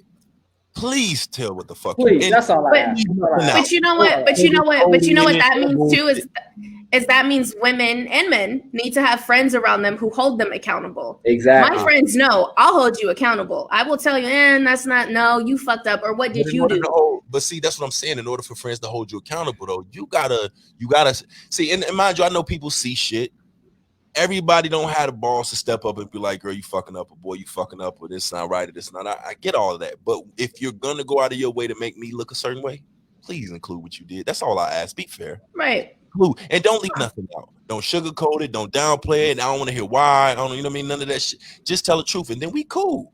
But again, you're at a point in the relationships where even with those things, what you're talking about is compatibility. That's it.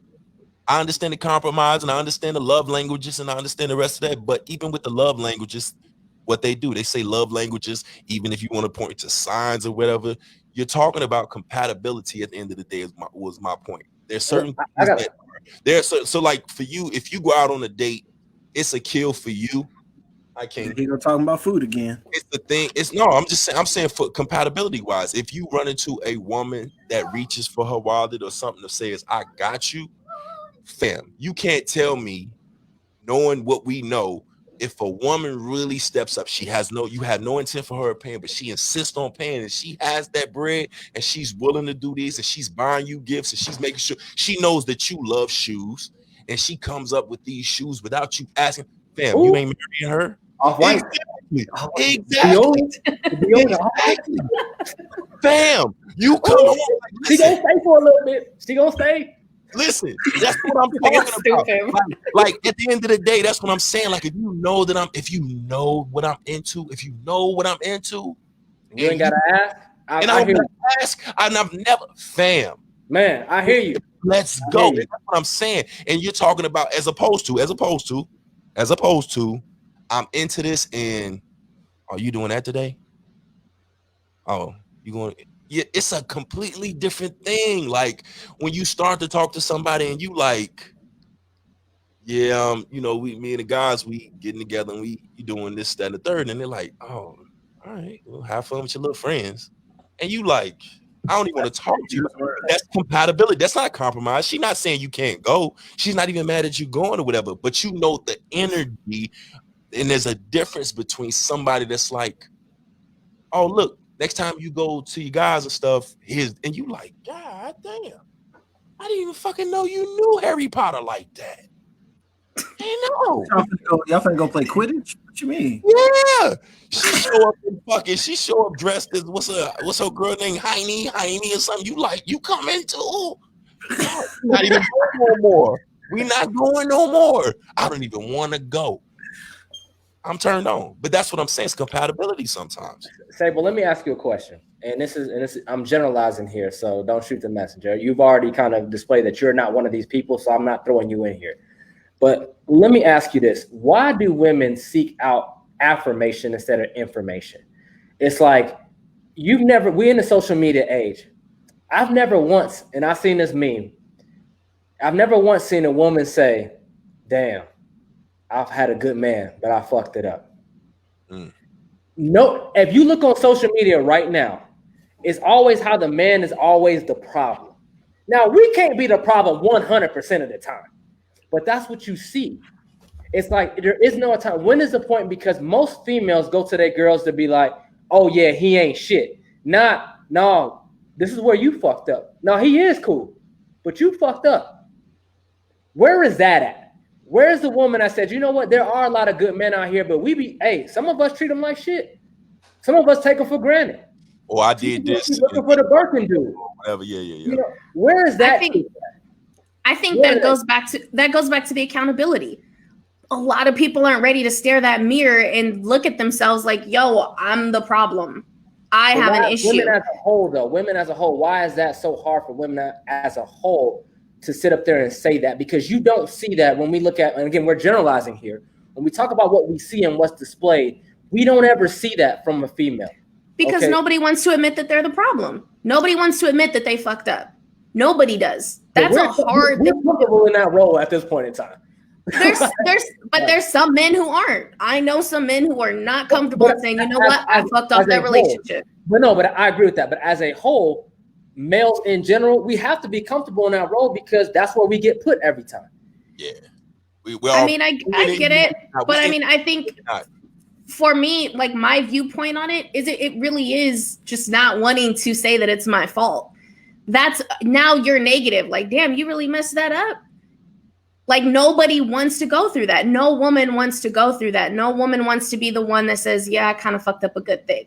Because it's a lot easier to say, well, he did this or he did that or it's his fault. Now I can get the sympathy I need to comfort me in what I'm going through instead of saying, you know what, I actually contributed to this.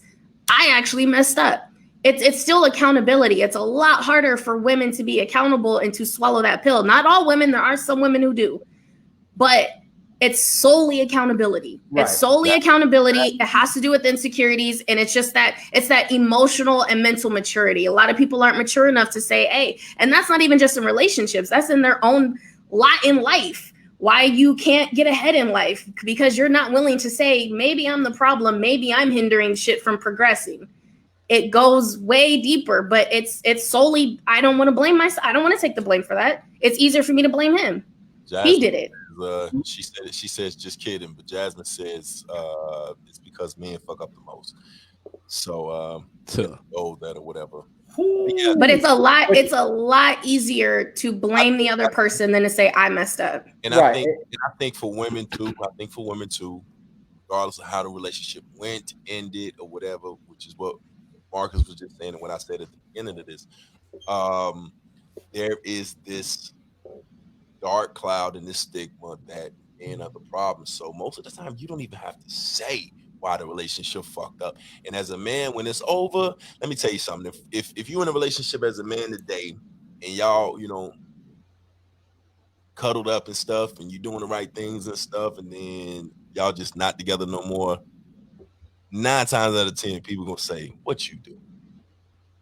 And that's 10 out of 10. Yeah. They're gonna look at the guy. What did you do? They're not gonna look at the woman. How did you mess this up? Right. And you know what I'm saying? So, and that's what I was saying at the beginning. At the end, you're automatically in that thing, and you feel those things as a man, like shit, I failed again, or the fuck. I'm gonna tell you a hidden gem about that ties all of this relationship shit together and the venting shit and all of social media or outside social media, whatever. Let me tell you something. When you treat a woman great, nice, whatever, and it fails, you feel like a cake. You feel like a fucking trick. You feel like a simp. Amen, preacher. You feel like a whole ass lame because a clown. Come on. You definitely feel some kind of way. You feel like a whole Vic. Let me tell you something. And it's fucked up, but it sucks. But the first thing that happens when you say, "I'm what?" and she ain't responding the way, or you see it, you automatically go into, all right, she got me fucked up mode. And it sucks.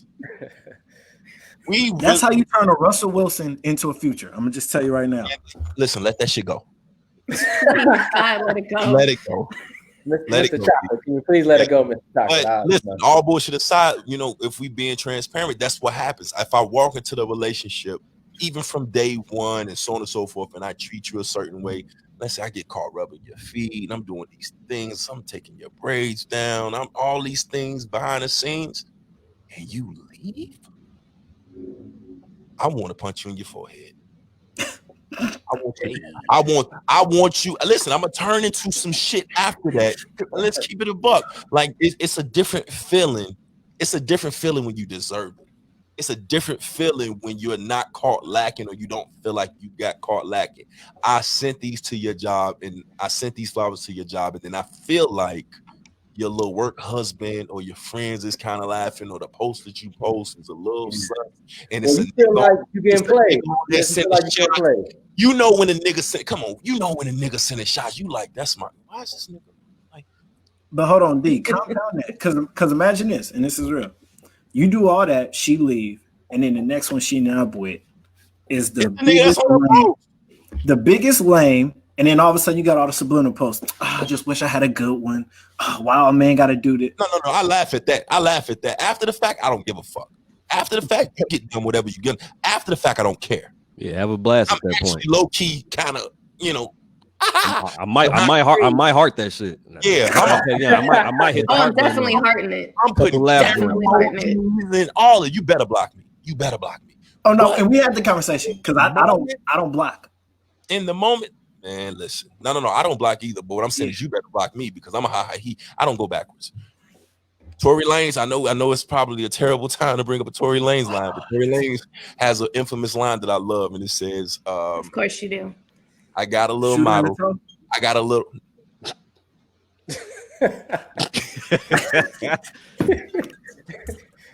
Boy, listen. we gonna need gas masks and shit fucking with you in this motherfucker, bro. My bad. So chill, but he got a famous line that I love from his earlier years before he was shooting women in their feet and stuff, and it says, "I got a little motto: any bitch that you fuck, make her better than your last bitch." So, and I know in context it sounds a little raw, savage, or whatever, but y'all know what I'm saying. I'm not going backwards. Now, I'm low-key rooting for this shit to fail. Aside from that, in the moment, see, this is the thing, the pride thing. After me, I don't give a fuck. During me, in that moment leading up, how you make me feel is very important because I'm liable to beat this nigga ass just off GP. Yeah, nothing. It's not his fault. I know it's not his fault. I might just have to set an example for him, just so you know, and you have that looming over your head what the fuck you just got into. And it's some petty shit that just have to happen if I'm doing because that's what I'm talking about, right? On the lame shit, as a man, you have to balance between am I caking with her? Is the energy reciprocated, or am I that clown nigga? Is she still in the inbox? Is she still tweeting this? Is she still doing this? Is she cackling with her homegirls? And when you start to feel that way, like that energy, that line between a trick, like I'm paying her bills, she doing what the fuck she wants to, and this nigga put his head down. So I'm paying her bills, she doing what she want to, and she doing what she want to, and who she want to. Yeah, like listen, what happens after? Okay. That's all I'm saying. As a man, it's hard because you may not be a sensitive nigga. You may be nice to her, but when that OJ, the Orenthal James come out, don't be mad. Oh, you know what I'm saying? And you can't blame us. But that's what I'm saying is you can't. As a man, you sit back and you're not looking at the failure, or you're not looking at them situations as you're not looking at it's a constant balance, is what I'm saying. Because Sable, you can contest to this. As a woman, you want a man that is a man's man and can, a shooter and do them things. You feel protected, you feel safe. You want him to be soft, you want him to be cuddly, you want him to be this. You want a real-rounded man, and you have to know that these things can happen and so on and so forth. But in order to get to that point, here I am whining and dining you, and you don't necessarily know my history and my background, or my triggers and stuff, because we're in a relationship where maybe I just don't display them things to you. But who this nigga in your comments? That's not jealousy. That's me letting you know that I see you keep reacting to this and you keep doing this, and I'm gonna let you know right now. I know you think these flowers and these candies is cool, but who this nigga in your comments? So now you feel what I'm saying? Like, and that's when that shit stops, and that's when that balance come in and the perspective come in. Because if it persists, because I'm not gonna ask you to get rid of them. Most men are not going to that, and I don't think most men care. But if we notice certain shit at our expense, yeah. Okay, hold on. I gotta ask because I'm confused now. So, Nick in her comments, my question is, because you already said you might have to whoop a nigga ass on GP. All right, Terrence, you in her comments? No, I'm not talking about me. Please, I stay out of. You're stupid. You don't stay out of my comments. So I hope that's not what you were getting ready to say. Don't even bring this up, because now you putting the false pretense out there. People who ain't been here since the beginning gonna all of a sudden think, "Oh you shit, stay in her comments." Why? But that's neither here nor there. What I'm talking about. We still think that. Everybody who been here still think that. She got it. Yeah. You like it. Go ahead. Anyway, so my question for you, Dwight, is that if, let's say you got somebody in her comments liking everything and she's responding, the question is, if she is not putting out there that she's in a relationship and he really has no idea. No. I know what you're going to him. But that's what I'm saying. Listen, that's the point of this is, and I know we're going to get lost in the comments and stuff as an example, but what I'm saying is, I'm saying traditionally as a man, you have that balance, or you have that feeling of, I want to be vulnerable with you and I want to be caring. But you're not about to be out here making me look like a lame. Exactly. Right. And it's 10 times. Let's say I have no idea who's in your comments. I have no idea, none of that. Let's negate all of those things. Your text messages with your girls, etc. Let's say I'm rubbing your feet, I'm doing these things, and you start to look at me as soft. Yeah. But all I'm doing is loving on you. Now, mind you, all of this is still compatibility. I believe in that. But I'm saying is, now you walk away from the situation and or whatever, and you feeling like, oh, he was just too sweet for me. And it's like, shorty, if you wanted me to punch you, that's all you had to say. You feel me? Yeah, I mean, don't get it misconstrued. Yeah, listen, I'm cool because all right, outside of the relationship, outside of relationships, there is a common theme that goes on in the world where quiet guys are deemed soft, or quiet guys are deemed one way or the other, or whatever in marketing. Story of my life. Yeah, you know what I'm saying? But fact of the matter is, I just don't like drama at all for a reason. But I will fuck you up. Now, there's no way for you to know these things because I've been through that and I'm not on that. You know what I'm saying?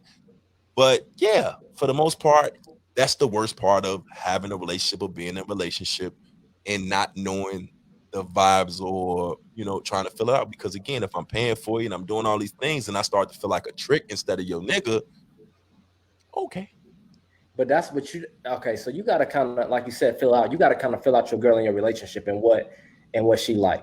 Like you can't be just coming in there like day one, rubbing feet and all that stuff and buying it and doing everything day one when that's not what she's about. Like at a certain point, you'll understand like, yo, your girl like doing this, she like doing this, she don't like doing that. That's just kind of the filling out period of doing that. You say we're gonna just sum it up. She for the street. But at the same time, you gotta know who you're dealing with. You got to like every chick is going to be different. But I agree with you, and I agree with you in the sense that I think that men go through that period in a sense where it's like, okay, when do you give too much? When do you not give enough? Trying to give that feel out period in the sense that, because you're right. If you do all that stuff and she got you out here looking real lame and real cake, you like, hold on, don't get it twisted now. Don't get it twisted now. You gonna hit her in the face? You gonna hit her in the face? Somebody real quick if I need to, but. Exactly. You gotta and when it happens, and if it does happen, the first thing you're gonna be like is, I should have treated her like this, that, and the third. Number two, the next chick has no chance. You know what I'm saying? She walking into a battleground she don't even know. You know what I'm saying? So it's a couple of problems that happen when things like that go down. But I think it just comes down to just filling out your relationship, your partner, and trying to see where it goes when it comes to things like that. So, hey, this is what she likes. She feeling me. I'm going to get it to her because that's what I like as well. But it also, when it comes down to the comments, look, my thing is not who's in her comments, is who she responded to. Exactly. You know what I'm saying? All right, in the comments. Because, look, if your girl is fine, and she on social media, you know what I'm saying? Fools going to be in her comments. That's just the way it is. Nobody care about none of that. I'm talking about the energy, but what's to say? My sister says she can't control the comments. You're right, she can't. But what I'm talking about, she can control who she responds to. She can control her response. Here's my thing. Here's my thing. Hey, women say that till it's the other way around. No. Let me get that out. Here's my thing. She can't. But y'all know who the fuck who in y'all inbox saying, "Hey, beautiful" in the fucking morning. Y'all know them niggas is trying to get y'all uncle vibes and want to fuck on y'all and do all of this. Stop fucking playing, man. Y'all not finna sit here and tell me that even if it's a little innocent response or whatever the case is, and the shoe was on the other foot, we know the vibes, we know the energy. But again, my whole point in all of that is, as a man, you sitting back and you doing and you treating her one way, and you understand that, I'm trying to be nice to you. I'm trying to give you them things or whatever. And sometimes you feel like, am I tricking? That's it. She got me stored under there as Mr. Softy or whatever. You know what I'm saying? Triggers. You don't know. And that's the balance, because then on the other end, like y'all, like, see, and that's what I'm talking about. Every problem that we bring up, there's a solution apparently.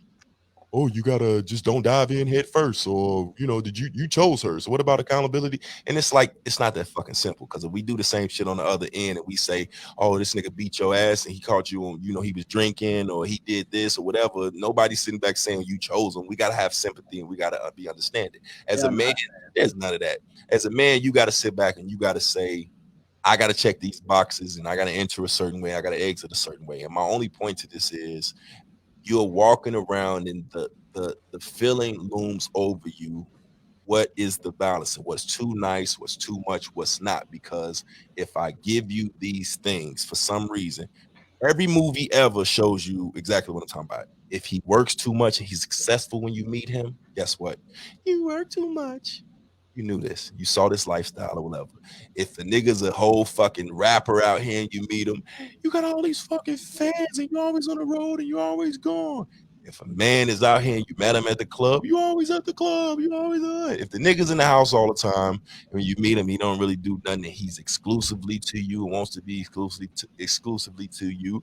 You don't ever go out. You don't want to do nothing. You boring and that. it's a lot of ways that this shit play out, and it's like you can't win. Am I too nice? Am I not too nice? Do I talk too much? Do I not talk enough? Am I adventurous? Am I not adventurous? You know, do I want too much sex? Do I not? Am I not affectionate? That balance of a man is always there. And again, on the flip side, as a woman, you're just supposed to be able to come and go as you please, have your mood swings, blame it on PMS, blame it on that, blame it on what is it? What's the shit after postpartum? Postnasal strength, I don't know, whatever. You know what I'm talking about. But we supposed to just eat that shit, right? You wasn't feeling it today. I ain't make you. Anytime. Bottom line is for a woman, Sable, don't lie. As a woman, if I don't make you feel something, it's okay if you seek it elsewhere. That's just the rules for him. He didn't make me feel this. History has shown if she's lacking this, it's okay to find it wherever she finds it. That's it. But I'm a whole trick, and I'm soft, and I'm like, I will knock your fucking teeth out if you need me to. That's all I'm saying. Look. This boils down to having discernment when you're choosing a partner. Too big of a word. I'm not that. Look, we grown. If you don't know what discernment is, I'm gonna need you to go look it up. You need to have discernment to understand who you're dealing with. What does I got the researchers Googling right now. We'll be right with you. Damn. You have to know who you're dealing with, and you have to know what the character is of the person you're dealing with, men and women. Because I've been in situations, I had a relationship with somebody where I gave a lot in that relationship, even financially. And at the end of it, I felt like, damn, I just got played. Like I did all this. This person who's telling me how much this person, how he's never been supported and this, that, and the other. Okay, I'm gonna be that for you. But then at the end of it, you couldn't. No, it wasn't with a woman. It was a man. He was a bitch. Look, but this is where accountability comes in, because I really had to look at who I was dealing with, and I was like, you know what? This is someone who had a character flaw. If I would have paid attention to the red flags in the beginning, I probably wouldn't have been here. Same thing with y'all. If all she's expecting is for you to pay for this, buy me this, take me here, do this, do that, you might want to take a step back and be like, why are you really here? Listen, I will say this. A lot of times we see it coming. A lot of times I'm about to agree with her again.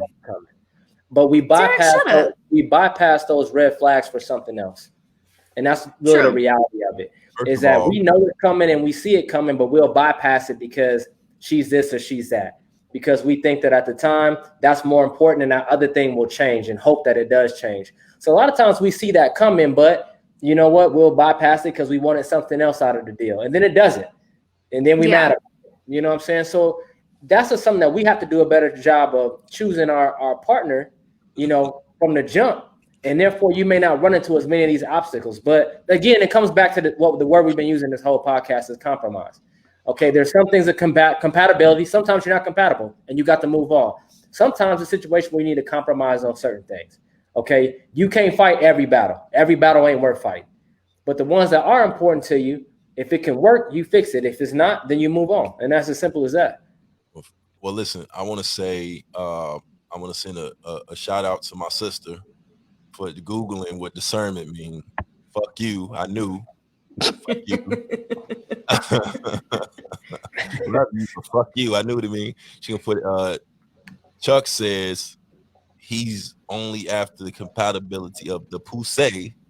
Well, he going in with no pause with knowing what he want. You know what I mean? Chuck, we know Chuck's the movement he's on right now, and Jazz choosing the wrong one. Absolutely. But yeah, listen, all that is cool. You know what I'm saying? I agree with you, Sable. I agree with all that. I agree with you, Marcus. Here, y'all. We can spend 1,000,001 hours and days on this situation and the subject. Sable was dating bitch niggas. He was feminine. Mr. Toxic Chocolate over there tried to say today she wouldn't let him at all.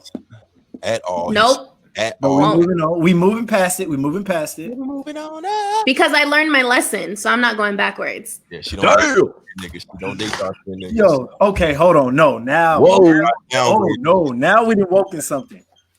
You have no idea what I am like. So for you to make that assumption, she subscribed to your. I've had quite a few years of understanding what you're like. what you see, that's the problem. You believe in what you see on social media. No, I believe what I see in my DMs. Oh, you already said I never even DM'd you. So which one was it? We've had DM conversations. We've had group conversations. You want me to screenshot them? Hold on, before you do No, don't go and delete them. No, don't go and delete them. I'm not gonna delete Don't go and delete them. Listen, I'm accountable. I'll say I did it. But look, even let's just say this was my first impression of you, bro. I'm good.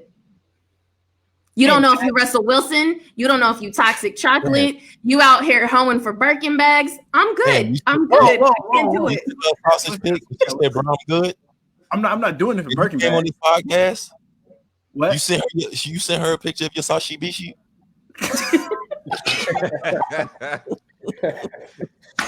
We're not in high school. I'm good. Your sashi bishi. She just tried to play me right now, and I'm gonna keep it cool. Let me tell you something. If you got something to say it. Listen, I have nothing to say. Otherwise, I would have said it. All right, because you told me coming on here, you was ready. You was gonna win this and everything. I have nothing to say to that. I've negated all her things all day, but I have nothing to say to that claim. You got something else you want to get off your chest? Oh my God. Yo, you were throwing some shots. So okay, let's be clear. I am welcoming. I'm allowing you to get off your chest. Whatever you need to get off your chest. Let's be clear. There's nothing on my chest. I could be the biggest upgrade of your life. However, we will never know that. I've never slid in your DMs on that hype. Ever. No, you haven't. Screenshot it. You can okay. Now, how do I get on social media? Act ignorant sometimes. Say this, say that. Of course. Social media is a joke. That's just me. However, if I were to ever try that route with you, trust me, you would be surprised. Because there's a lot of women like you, like, oh, this guy. And 10 out of 10 of them will say, oh, damn, I fucked up. He a whole lot of chocolate, Sable. He a whole lot of chocolate. Well, I'm gonna just say this, Terrence. Based on your conversations and your posts and everything else, maybe 9 out of 10. I'm not that 10 out of 10. And that's fine because we're not compatible. You're not willing to compromise with me. We are not compatible at all. I took what I learned. We're not compatible. Listen, man, Sashi Biscuit, man. Yo. This is wild. Hey, man, I forgot what I was about to say, man. I really, hey, man, I appreciate you, dog. You lost, like, you know that. Hey, it wasn't about for me. I appreciate Mr. Chocolate, man. He confident. He said, listen, you ain't had a taste of this chocolate, so don't start. What he said was, don't start, woman. That's what he said. He said, I'm on Sex Panther cologne right now. And they said 100% of the time it works 60% of the time.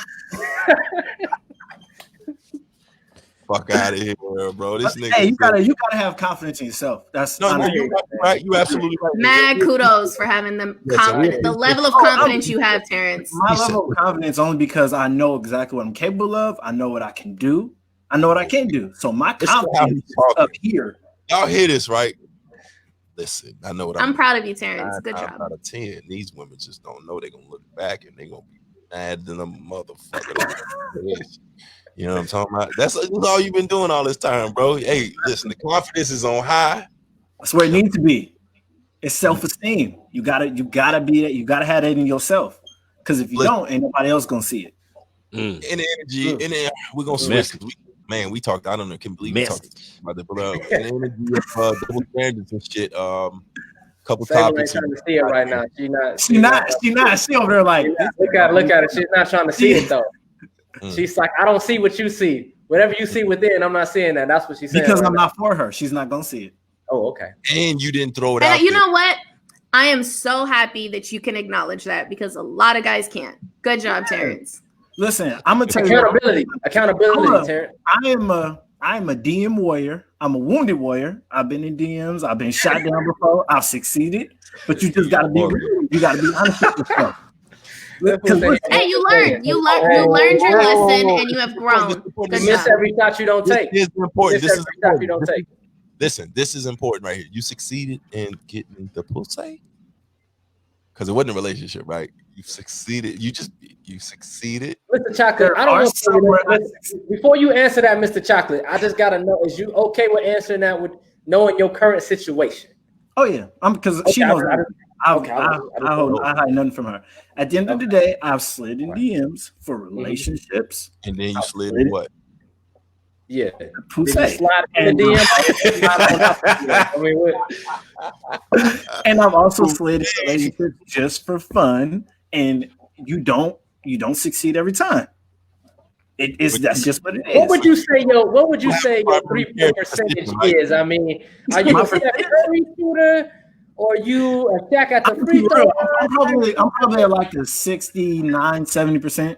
I mean, just be real. But one thing about me, I'm gonna be honest. I shoot high. I aim high. I hear you. See what you did there. 69%. That's all you did there. I thought you did there, nasty man. 69%. Hey, Terrence. I'm gonna put you in some more hot water real quick, bro. Go ahead. You shoot high, you aim high, you aim high. Where's Sable on that list? God damn you, D. No, I'm be honest. She's up there. However, is she okay? No. However, stop skating, bro. Let me ask you. No, I'm not gonna skate. I just told you she's high up there. If Sable goes to sleep tonight and she says, damn, that chocolate dude. I almost called. Listen, I wanted to call you by their little alias, but I can't make myself do it. I couldn't do it. In context, yeah, you gotta come on, man. Come on. In context, you know what I'm saying? How women would say it. You know what I'm saying? I'm not saying that shit, but that chocolate. I got you. I'm following. All right. So if she wakes up and she realizes, and she says, you know what? And she messages you. She says, listen, you got one shot. Let's try this. What you doing? I'm be honest. I'm not. You keep the only reason I'm not. I'm gonna tell you why I'm not. I will not. She's a cool person based off what I see on social media and all that. She probably have some of the dopest conversation ever. I can just tell that my demeanor, my personality, her demeanor, her personality won't mix.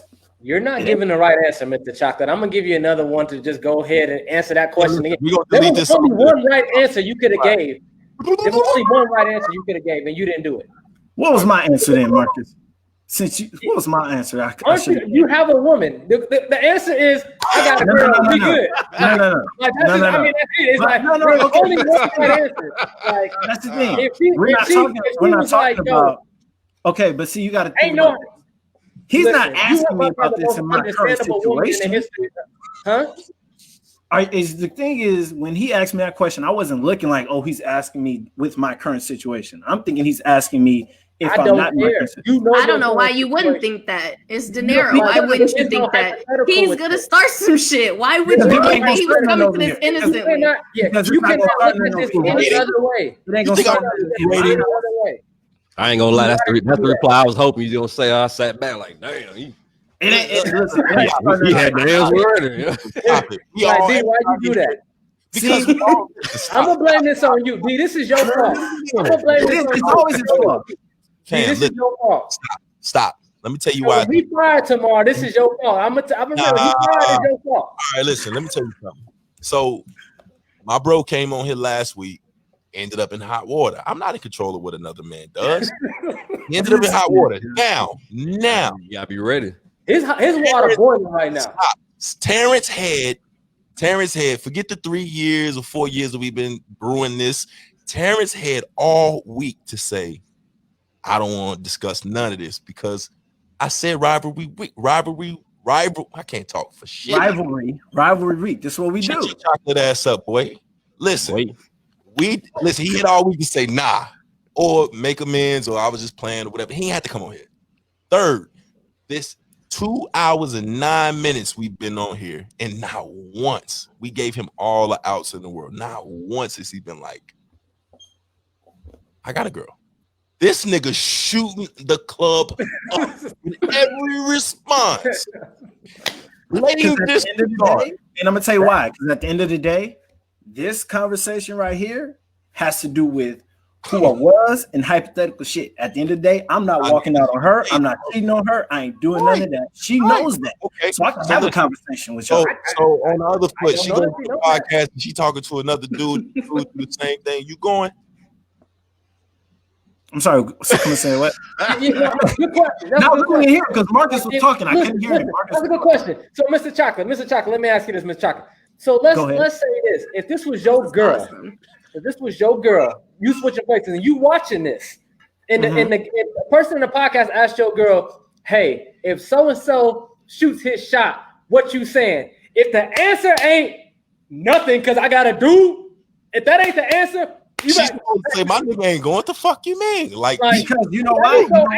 Yeah, anything else, I'm tearing that podcast. Hold on, wait a minute. The answer you gave Terrence was if we were compatible, you'd give me a shot. Not I have a girl, I'm not fucking with her. That's what they were talking about. So bro, this nigga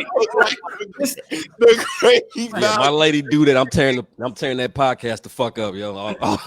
You better hope I'm tearing all that shit. All that shit knocked off the table. Hope we don't stay in the same spot. Y'all know right now. We don't stay in the same spot. Because there ain't an explanation she can come up with. Hey, first of all, she can't come on no podcast with no nigga that's interested in her or sliding. I'm sorry. Yeah, exactly. And my thing is, I have no interest. Straight all podcast long. She telling me. Whoa, hold on. Your sis just said something in the comments. I have to address. Yes, I have a girl. No, I'm not thirsty. Nobody's DMs. This is all conversation. Clear your name, King. Clear your name. It's propaganda. It's trying to make us look bad. That's exactly what it is. No, I'm not thirsty. Nobody's DMs. I'm more than loyal. I'm at home constantly. My phone is not that. It don't go off. None of that shit. So I go to work. I come home. Caught them, please. There you go. My location is always clean it up. Gotta come back. Clean them joints up. Do what you can. I will gladly hand her my phone for the week. It ain't never an issue for me. I ain't afraid of nothing. Listen, I have nothing to hide. She know my password. Like it's.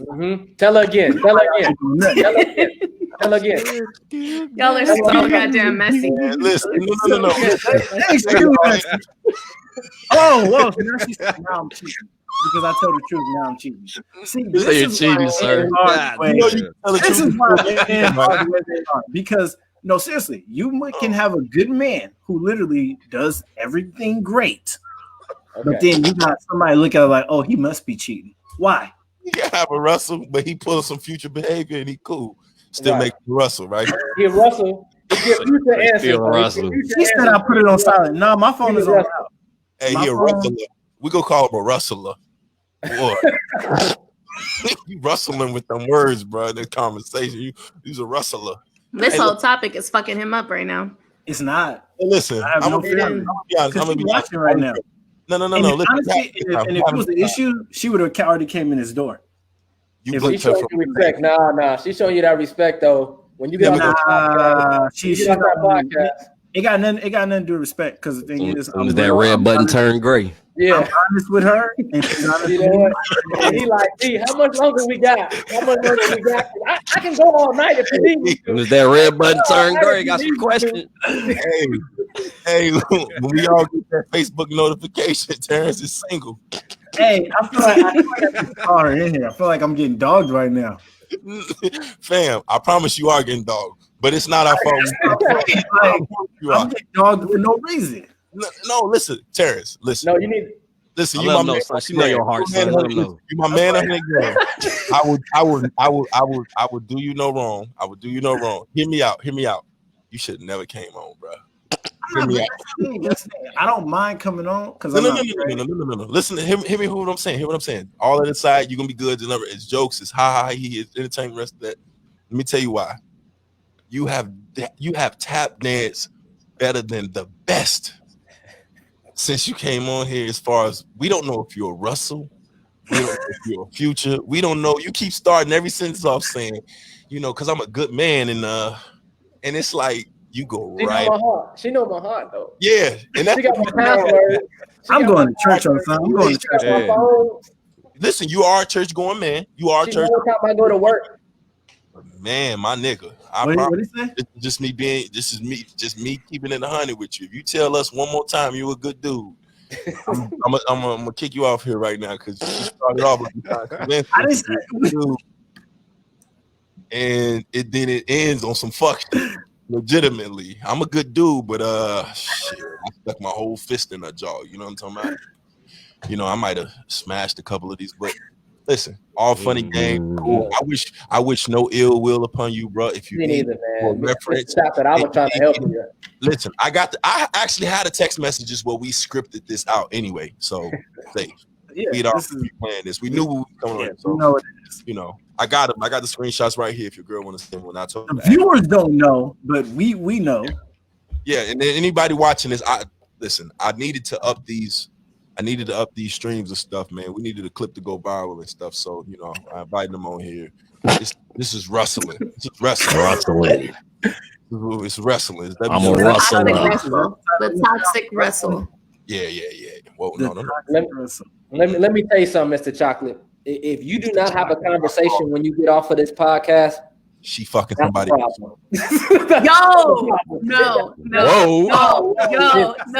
I ain't going there. I ain't going there. I'm not going there. I'm gonna step back on that window. If everything is super cool, you always see me out on the edge like this. If everything is super cool, you jumped. Yeah, you dove head first on that. You fucking somebody else. So we almost act like if a woman is just nonchalant with your behavior, she ain't fucking somebody else. She doesn't love you anymore. Yeah. I'm gonna stay back from that. Terrence, you good? I'm not gonna speak on Terrence's relationship. I'm not gonna talk on Terrence's relationship. Terrence, you good, man? I'm gonna say this. Terrence, listen, Mr. Chocolate, I'm not saying that, but what I am saying is this. Let me find out something that's going on, and yeah, it's a problem. Listen, Mr. Light Skin, you gonna cry in the car. Baby light skin, you gonna. If she don't say nothing to you, if she heard this podcast and she don't say anything to you, it's a problem.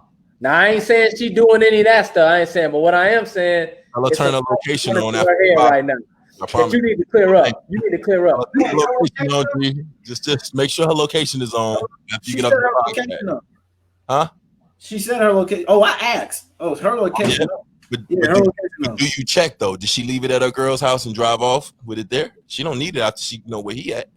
No, working home, cuz. Working home. She working home. D, shut up. Please. With me. All right, listen, man. We off that, man. It was trying off that, but I was trying. Listen, Terrence, you good, bro. You good. Don't even worry about nothing. I know. Listen, she got to love you, ugly as fuck. So,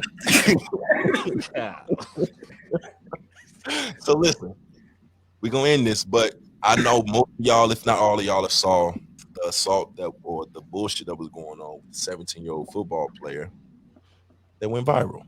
Hussies. No? Yeah. I didn't see this. I've seen it. So there is a Dallas Fort Worth football player. He is 17 years old. The dude is cut the fuck up, probably like 6'6", something in shape, prospect. Went viral. Every one of these older grown women kept saying, he ain't 17 and he can and he went viral. It's all over. You can find it, you can look for it, search it. But yeah, we had a year, 2 years, past few years, Me Too movements. We talk about double standards. We talk about, all these things and pedophilia. And for some reason, this was okay. Some reason it was all right for women to jump on their body and sexualize a 17-year-old high school football player to the point where they weren't even masking their intent and affections and thoughts publicly. I don't really know if there's a dive in it, but you want to look for it. It's cool. It's out there. Wild. Pass. Yeah, I talked about saying if that was a little 17-year-old built track star gymnast woman, and our old ass out there saying, girl, you run this way, yo, we be all kind of nasty and fucking predators and shit like that, right? No, but there really is a problem with this, and I really hate the fact that women are not included as predators or as pedophiles. Not even look at it. And I think it really stems from both sides, because you can ask, there's a lot of guys who look at a lot of these, you see the memes where you have these teachers who are a lot younger than when we all went to school. Some of them are fine as hell. And some of these boys is like, yo, if I was in high school, I'd smash her too. And then the men, it kind of plays into where it's more okay for the women to be older, sleeping with a younger man, even if he is underage. It's not looked at as sick. And that needs to change, because there's a lot of men who have actually been sexually assaulted when they were younger by older women. I have 2 in my very own family. And it's a real issue that nobody wants to talk about. And it needs to be talked about. I hate that shit. That is disgusting. As a kid, that is somebody's son. Because if it was their son who's been splashed all over the internet and all these grown-ass women is talking about what they gonna do to their 16, 17-year-old son, they would have a problem with it. Absolutely. That's a damn good perspective right there. Was not expecting it. You're absolutely right, because most men see the new teachers and the doctors and stuff that go viral, and they make the jokes about them, these teachers weren't like that or whatever. And the consensus, I've seen it a million one time, probably even seconded, when you sit back and you look at women that were caught doing wild shit with underage kids, they're students, and you go, where was this when I was young? Wild world we live in. But seeing that go viral and seeing people not mask it is wild. Yeah, they weren't trying to hide. Not even at all. Because nobody's holding them accountable. Accountability is the word. Nobody is holding them accountable. It's okay. I compromise. Well, I think we got like 3 words: compatibility, compromise, and accountability. I thought wrestling was the word for that. This guy. Anything on the election? Chappelle, Kamala, anybody? Kanye? Nah, I just been enjoying all the videos of the whites wilding, man. That's been my comedy the last couple of days. Said the whites. The whites are wilding, yo. What are they doing? And I'll tell you, they loading up on guns, so it's funny now. But I'm telling you, they wilding. It's all over the internet, man. That's all I've been watching like the last 2 days. So one of the things that I have a problem with that's happened that I've seen in the last 2 days is this reoccurring issue of Kamala's ethnicity. There's a lot of people who are upset that they are categorizing her as a Black woman because she's not 100% Black. And my question is, because Santana, even we've had this conversation, I think it was like with Aisha Curry, how they were saying, oh, she's not light skinned, she's mixed, or, this. What defines, like, how can you define someone's Blackness? Listen, we know this. So, I know people hate me, but it's always and forever gonna be the one drop rule. You're Black. Yeah, straight up. You're Black. You're Black. And the funny thing about it is, and this is why I don't really talk, and people have seen the shift in me. Like, I've been joking a lot, and I've been doing the shift in my energy and shit towards, if you want to call it, toxic behavior. But I don't really give a fuck. It is what it is, because Black people tend to tiptoe and walk a line of fake righteousness, and they think they decide when somebody's Black, when they're not Black enough, when they this and they that, and it's like we're never gonna have no unity, any unity at all, because if she does not embrace her Black side, she's a sellout, she's wrong, turn it back on the cancel culture, so on and so forth. If she does, she ain't Black enough, she don't need to be wearing her hair like that, she don't need to be doing that? Should we talk like that? Why she acting like that and stuff? And it's like same with Kamala and everything else. You decide they did it with Obama too. Is he not black enough, or black enough? They even did it on another level, whereas you see black people constantly say, okay, we're gonna big up Kamala because regardless if she's not done anything, every vice president before this was a white man.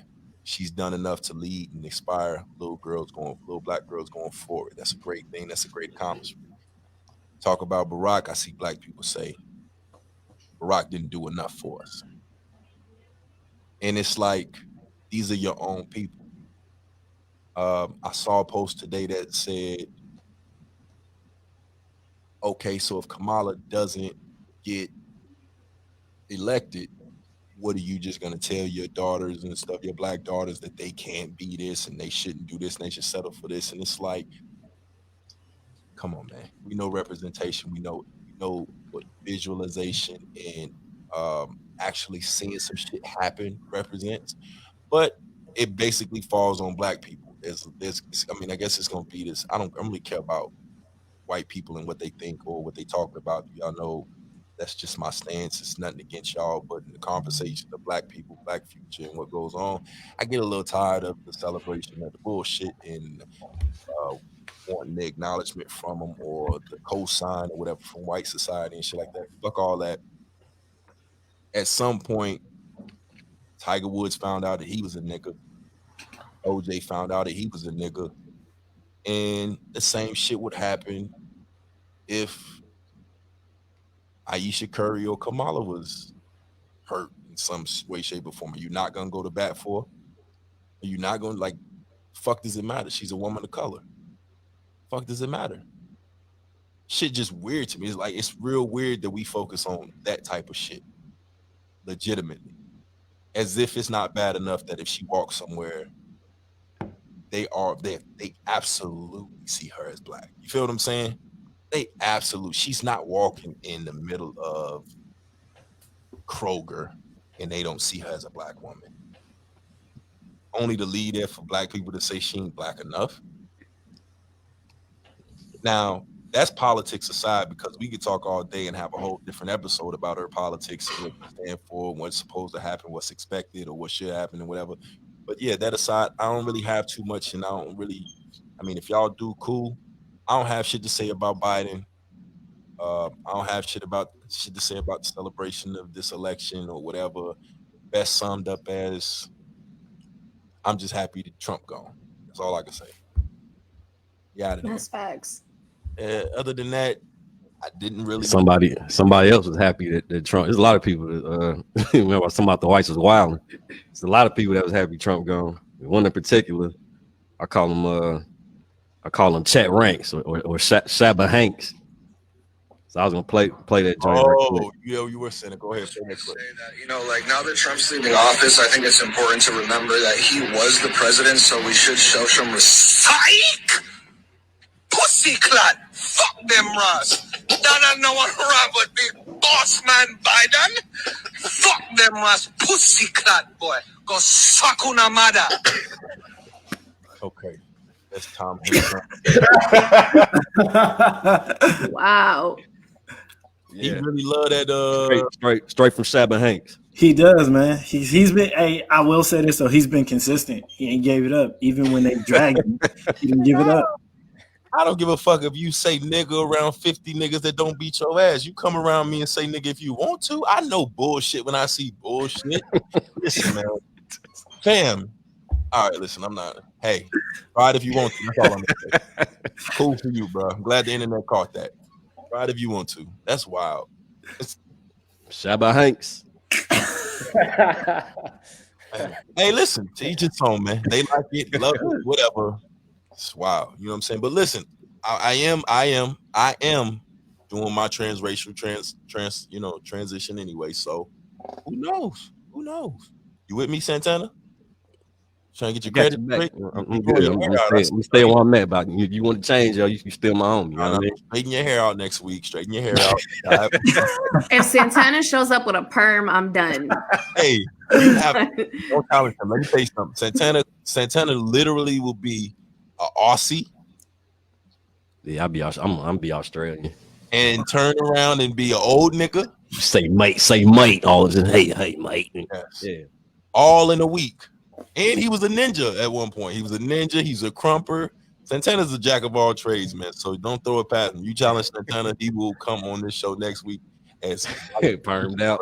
Permed the fuck out with blonde streaks in it. Fucking A. Terrence, don't you try this shit, bro. I'm not at all. Not at all. It ain't me. Like a fucking Oreo cookie, man. It ain't. Anybody else? Any other topics in sports? Any politics? Any views? Music? I got a question. Oh shit. Make it good. Come on, man. Nah, real talk. This we switching topics because y'all already did too much. Matter of fact, we did too much. Go ahead. What's your question? Yeah, hold on. Okay, she yelling at the kids, so I got a minute. All right, no real talk about that whole the King Von situation thing. Oh, okay. No. It's let's run it. King Von, rest in peace. Alex Trebek. Big rest in peace. Yeah, that whole situation thing. My thing is that we see a trend and it's still going. You got rappers who are promoting this lifestyle and this lavish. Now, the guy who shot him, was he from Chicago as well? No. Atlanta. Yeah. So, I actually don't know shit about it. I mean, it was from what I read today, the shooter was from, I don't know if he's from Savannah, Georgia or lives in Savannah, Georgia, but I think that's where he's from what I saw today.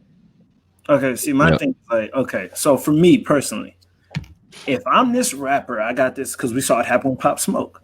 I'm this rapper, I got this money, I have all this going on. If I go out of town, why is it that I'm going out of town, but I'm not going to where I'm secure, I'm safe? I'm out in the open, I'm exposed. And Pop Smoke wasn't even exposed because he was at the house. Yeah, he was at the house. He was exposed. He gave his address up. He was exposed. Okay, good point. You give me your address. But you get what I'm saying, though, right? It's like this is my.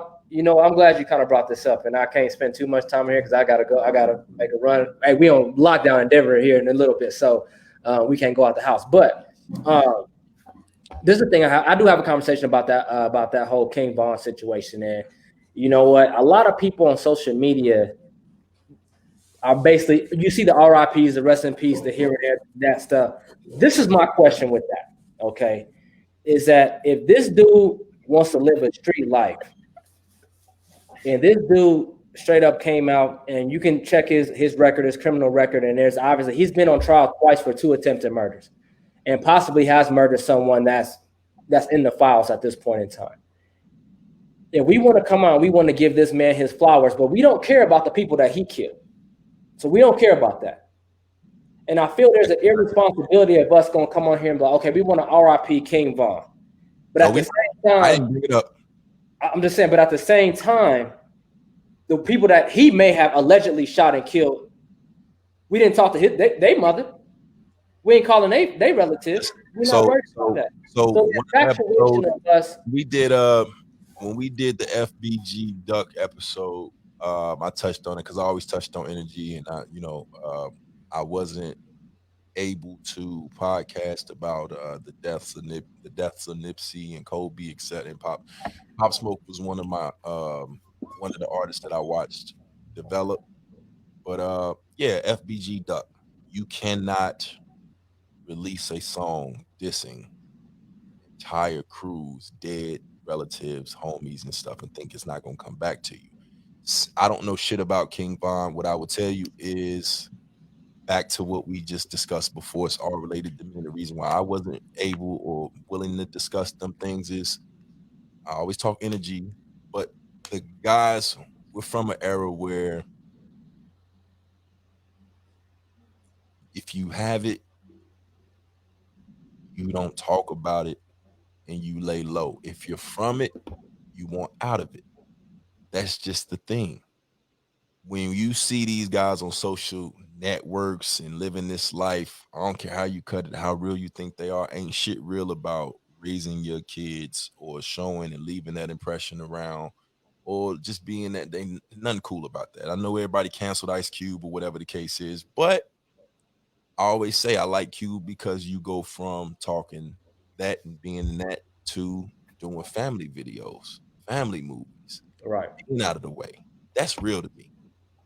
I don't have Snoop is damn near the same thing. I don't, I know what you did, I know what you came from, but to be out here and be funny and fucking with Martha Stewart and Home Cook, those are real shit that I can relate to because clearly I did not like the streets. Clearly I did not like the hood.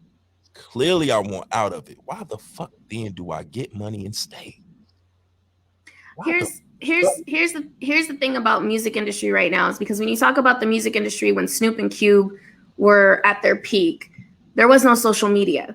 So the only way we knew about the lifestyle that they were living or what they were doing was through their music. So while they're in the news, but for the most part, it was through their music. You have social media now where everybody has an IG account, everybody has a Twitter, everybody has access to it. If you look at the posts that these artists have, if you look at what they're posting about and you look at the comments, you look at the likes, you look at the views on their lives, these people who don't live that life or aren't from that life, they are salivating at the thought of looking at it. They are obsessed with it. They want to continue to support it. That's what their fans want to see. So they keep giving it to them. They think that this is glamorous. They think that this is what they're supposed to be doing. They're making money off of this. They don't care about the consequences. And then let's just keep it 100. Half these kids that are out here doing this right now are drugged out of their mind. Exactly. And so when we were kids being on drugs, you were looked at like you a crackhead. Being high all the time. Right. You were looked at a completely different light. But nowadays it's entirely okay. And matter of fact, you're good if you got perks in your system. If you sip and lean.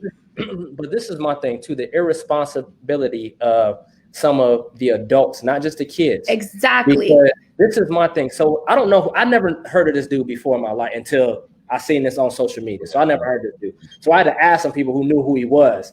But I also saw it on like LeBron James. He said something. I saw Tim Anderson play for the White Sox. He said something. So then when I started to, and I don't know everything about this King Von, but what the guys I know who do listen to him, the Aaron Cats I know that do, who told me, hey, yeah, he was talking about, as you said, D, about people that he shot and they family members, and he was saying it in his music. Then I went and looked up a few things as far as his few cases that he's had and the armed robbery cases and what he's been in jail for, and also the attempted murder cases that he's had. And I said to myself this, does LeBron James and Tim Anderson and all these people understand who they're reposting? Yeah. And that's my thing about that. Like King Von, I feel bad for his mother. I feel bad for his family members that lost someone. But he's also responsible for taking lives. I agree.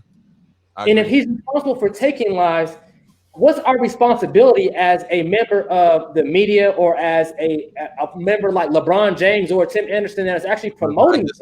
About consistency. That's promoting this when this person is also responsible for taking a life.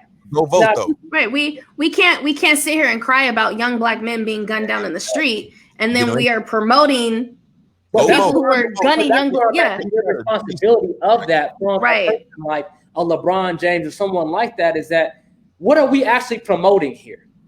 What are we doing here when we do that? Are we actually doing the research and saying, listen, I don't want King Von to die, as I don't want the man that he may have shot to die either.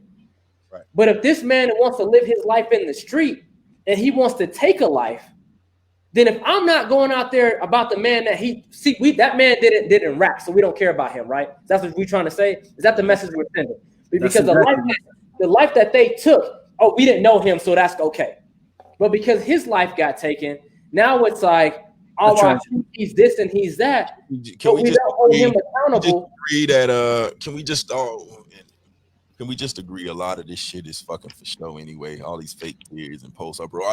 Everybody just talked to you yesterday when you did. Everybody just reached out and had a conversation when you did, bro. I was just with you yesterday, which is why I know this is a sidebar or whatever, but like you said, the inconsistencies and stuff, you can't promote this and promote that. You can't glorify this, glorify that. That's cool. Get out the way. Fuck all that. I come on here and I say it all the time about the energy and what you put out and stuff. And there is some sympathy and empathy to be had and understanding that some of that shit is entertainment. And like you said, we don't wish death upon nobody, but you can't go out here and attract that and bring that on and glorify it and don't expect it. That being said, a lot of this shit really is just listen. Hey, I'm going on record. If we're not talking, this is for anybody. And I expect Santana and everybody else to know me to uphold this rule. If we ain't talking and we ain't on the same level and I ain't texting you every day or talking to you every day and all that, we ain't buddy. Don't post about me when I'm gone. Don't do it. Don't do it. But it's a bigger, and that's straight up. It's the whole thing of the wave of social media, and people have to get in front of it. It's like you don't have to comment on everything. You just don't. You don't have to have a conversation. You don't have to have an opinion on everything, especially if you don't know anything about it. And when I see these celebrities coming out and saying this and doing this, because these young kids are following them. Right? So that, LeBron said it. Oh, well, so-and-so said it. Oh, and so-and-so. So I'm going to say it too without knowing the ins and out of this individual that you're quote unquote promoting. You know why? Because you just want to be ahead of it. Because you just have to say something. Because you always want to be in social media. Always want to be in the news. And that's a problem that we have going on. And it's irresponsible for a lot of these cats to do that. But it's a problem that we have. It's like, listen, you want to be in front of somebody, but you're promoting somebody you don't even know. Yeah. You promoting something that you don't even know right now. Right. All you know is he's an artist. You don't know the background behind what he's been talking about. Yeah. Exactly. Yeah. And that for me, the infatuation of the whole life and all that is even blown up even bigger through social media, because now we have more celebrities trying to jump in without having any information. Because you know why? Because like we said, the word of the day, there's no accountability. You don't have to have it. You don't have to have it. You can say what you want to say. You can bounce. You can dip. You can go do what you need to go do. And then you know what? LeBron will be like, hey, I went ahead and put some voting boots up. Oh, so now I'm the king again. I think LeBron's ahead of this, so now I'm the king again. I think that's the power of the story feature too, bro. It's all right to say rest in peace in the story. Let it go, whatever. Post that shit. Right. And listen, and I don't want to feel like I'm insensitive to this. Whenever a life is lost, listen, that's a terrible thing. No, it really is. It's a terrible thing.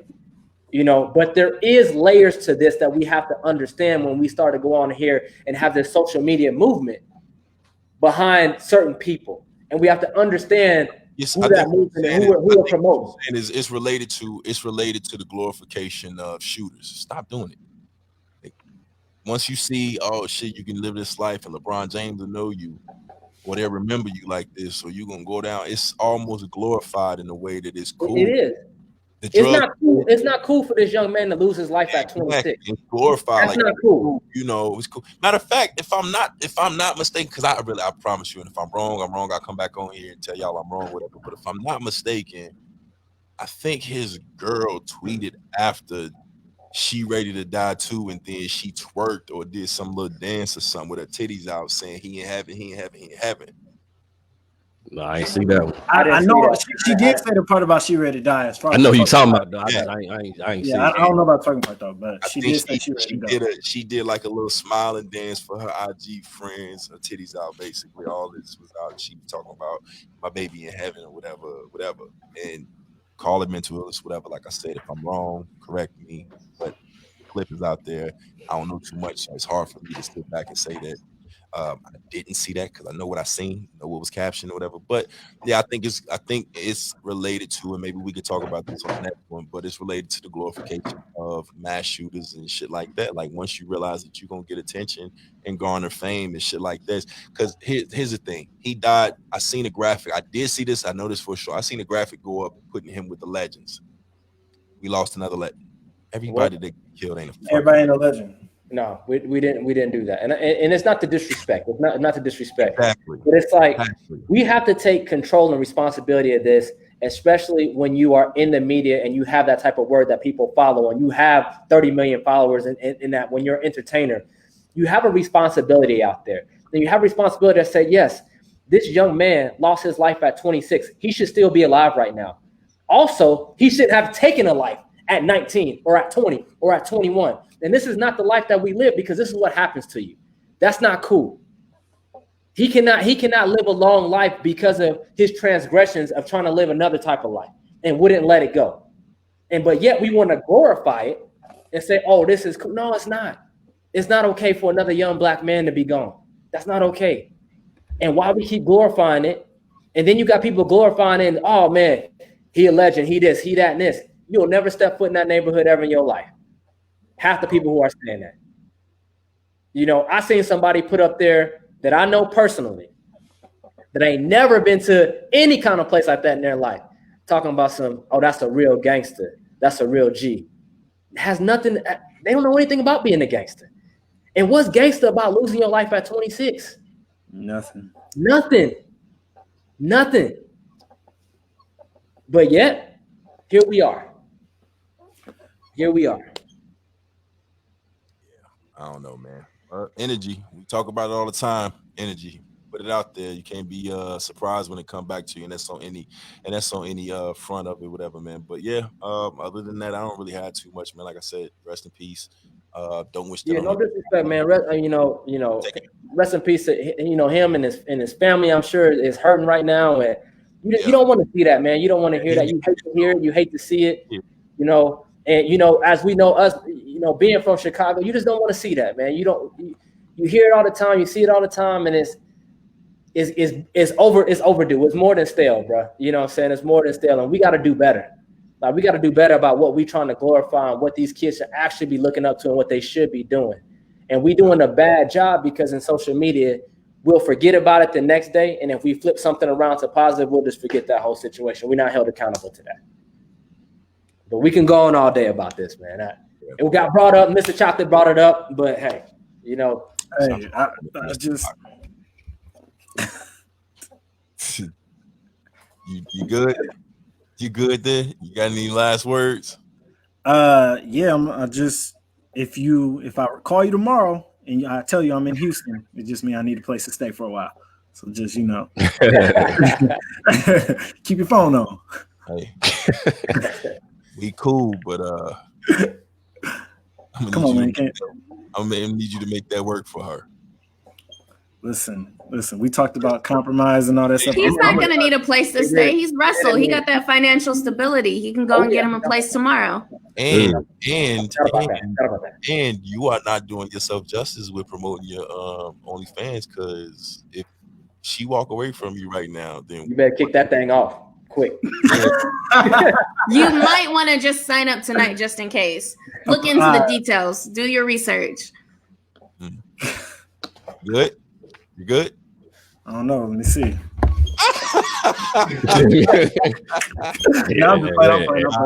button finna be great. We good. We can do this. Listen, man. All I can tell y'all, and the last advice I'm gonna give y'all, man, if y'all jump off that ledge, make sure that the girl you jump going with you. Moments ago, went through their you gotta at least pull Sable, my nigga. You gonna risk that other one? Yo, don't risk it. Make it up. Go get her some flowers, some roses. Make it up. Hey, you might want to send her the flowers for him so he can leave you alone. I might need a care package. You never know.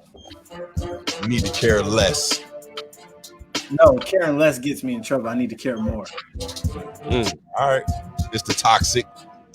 And Toxic Russell. Trussell.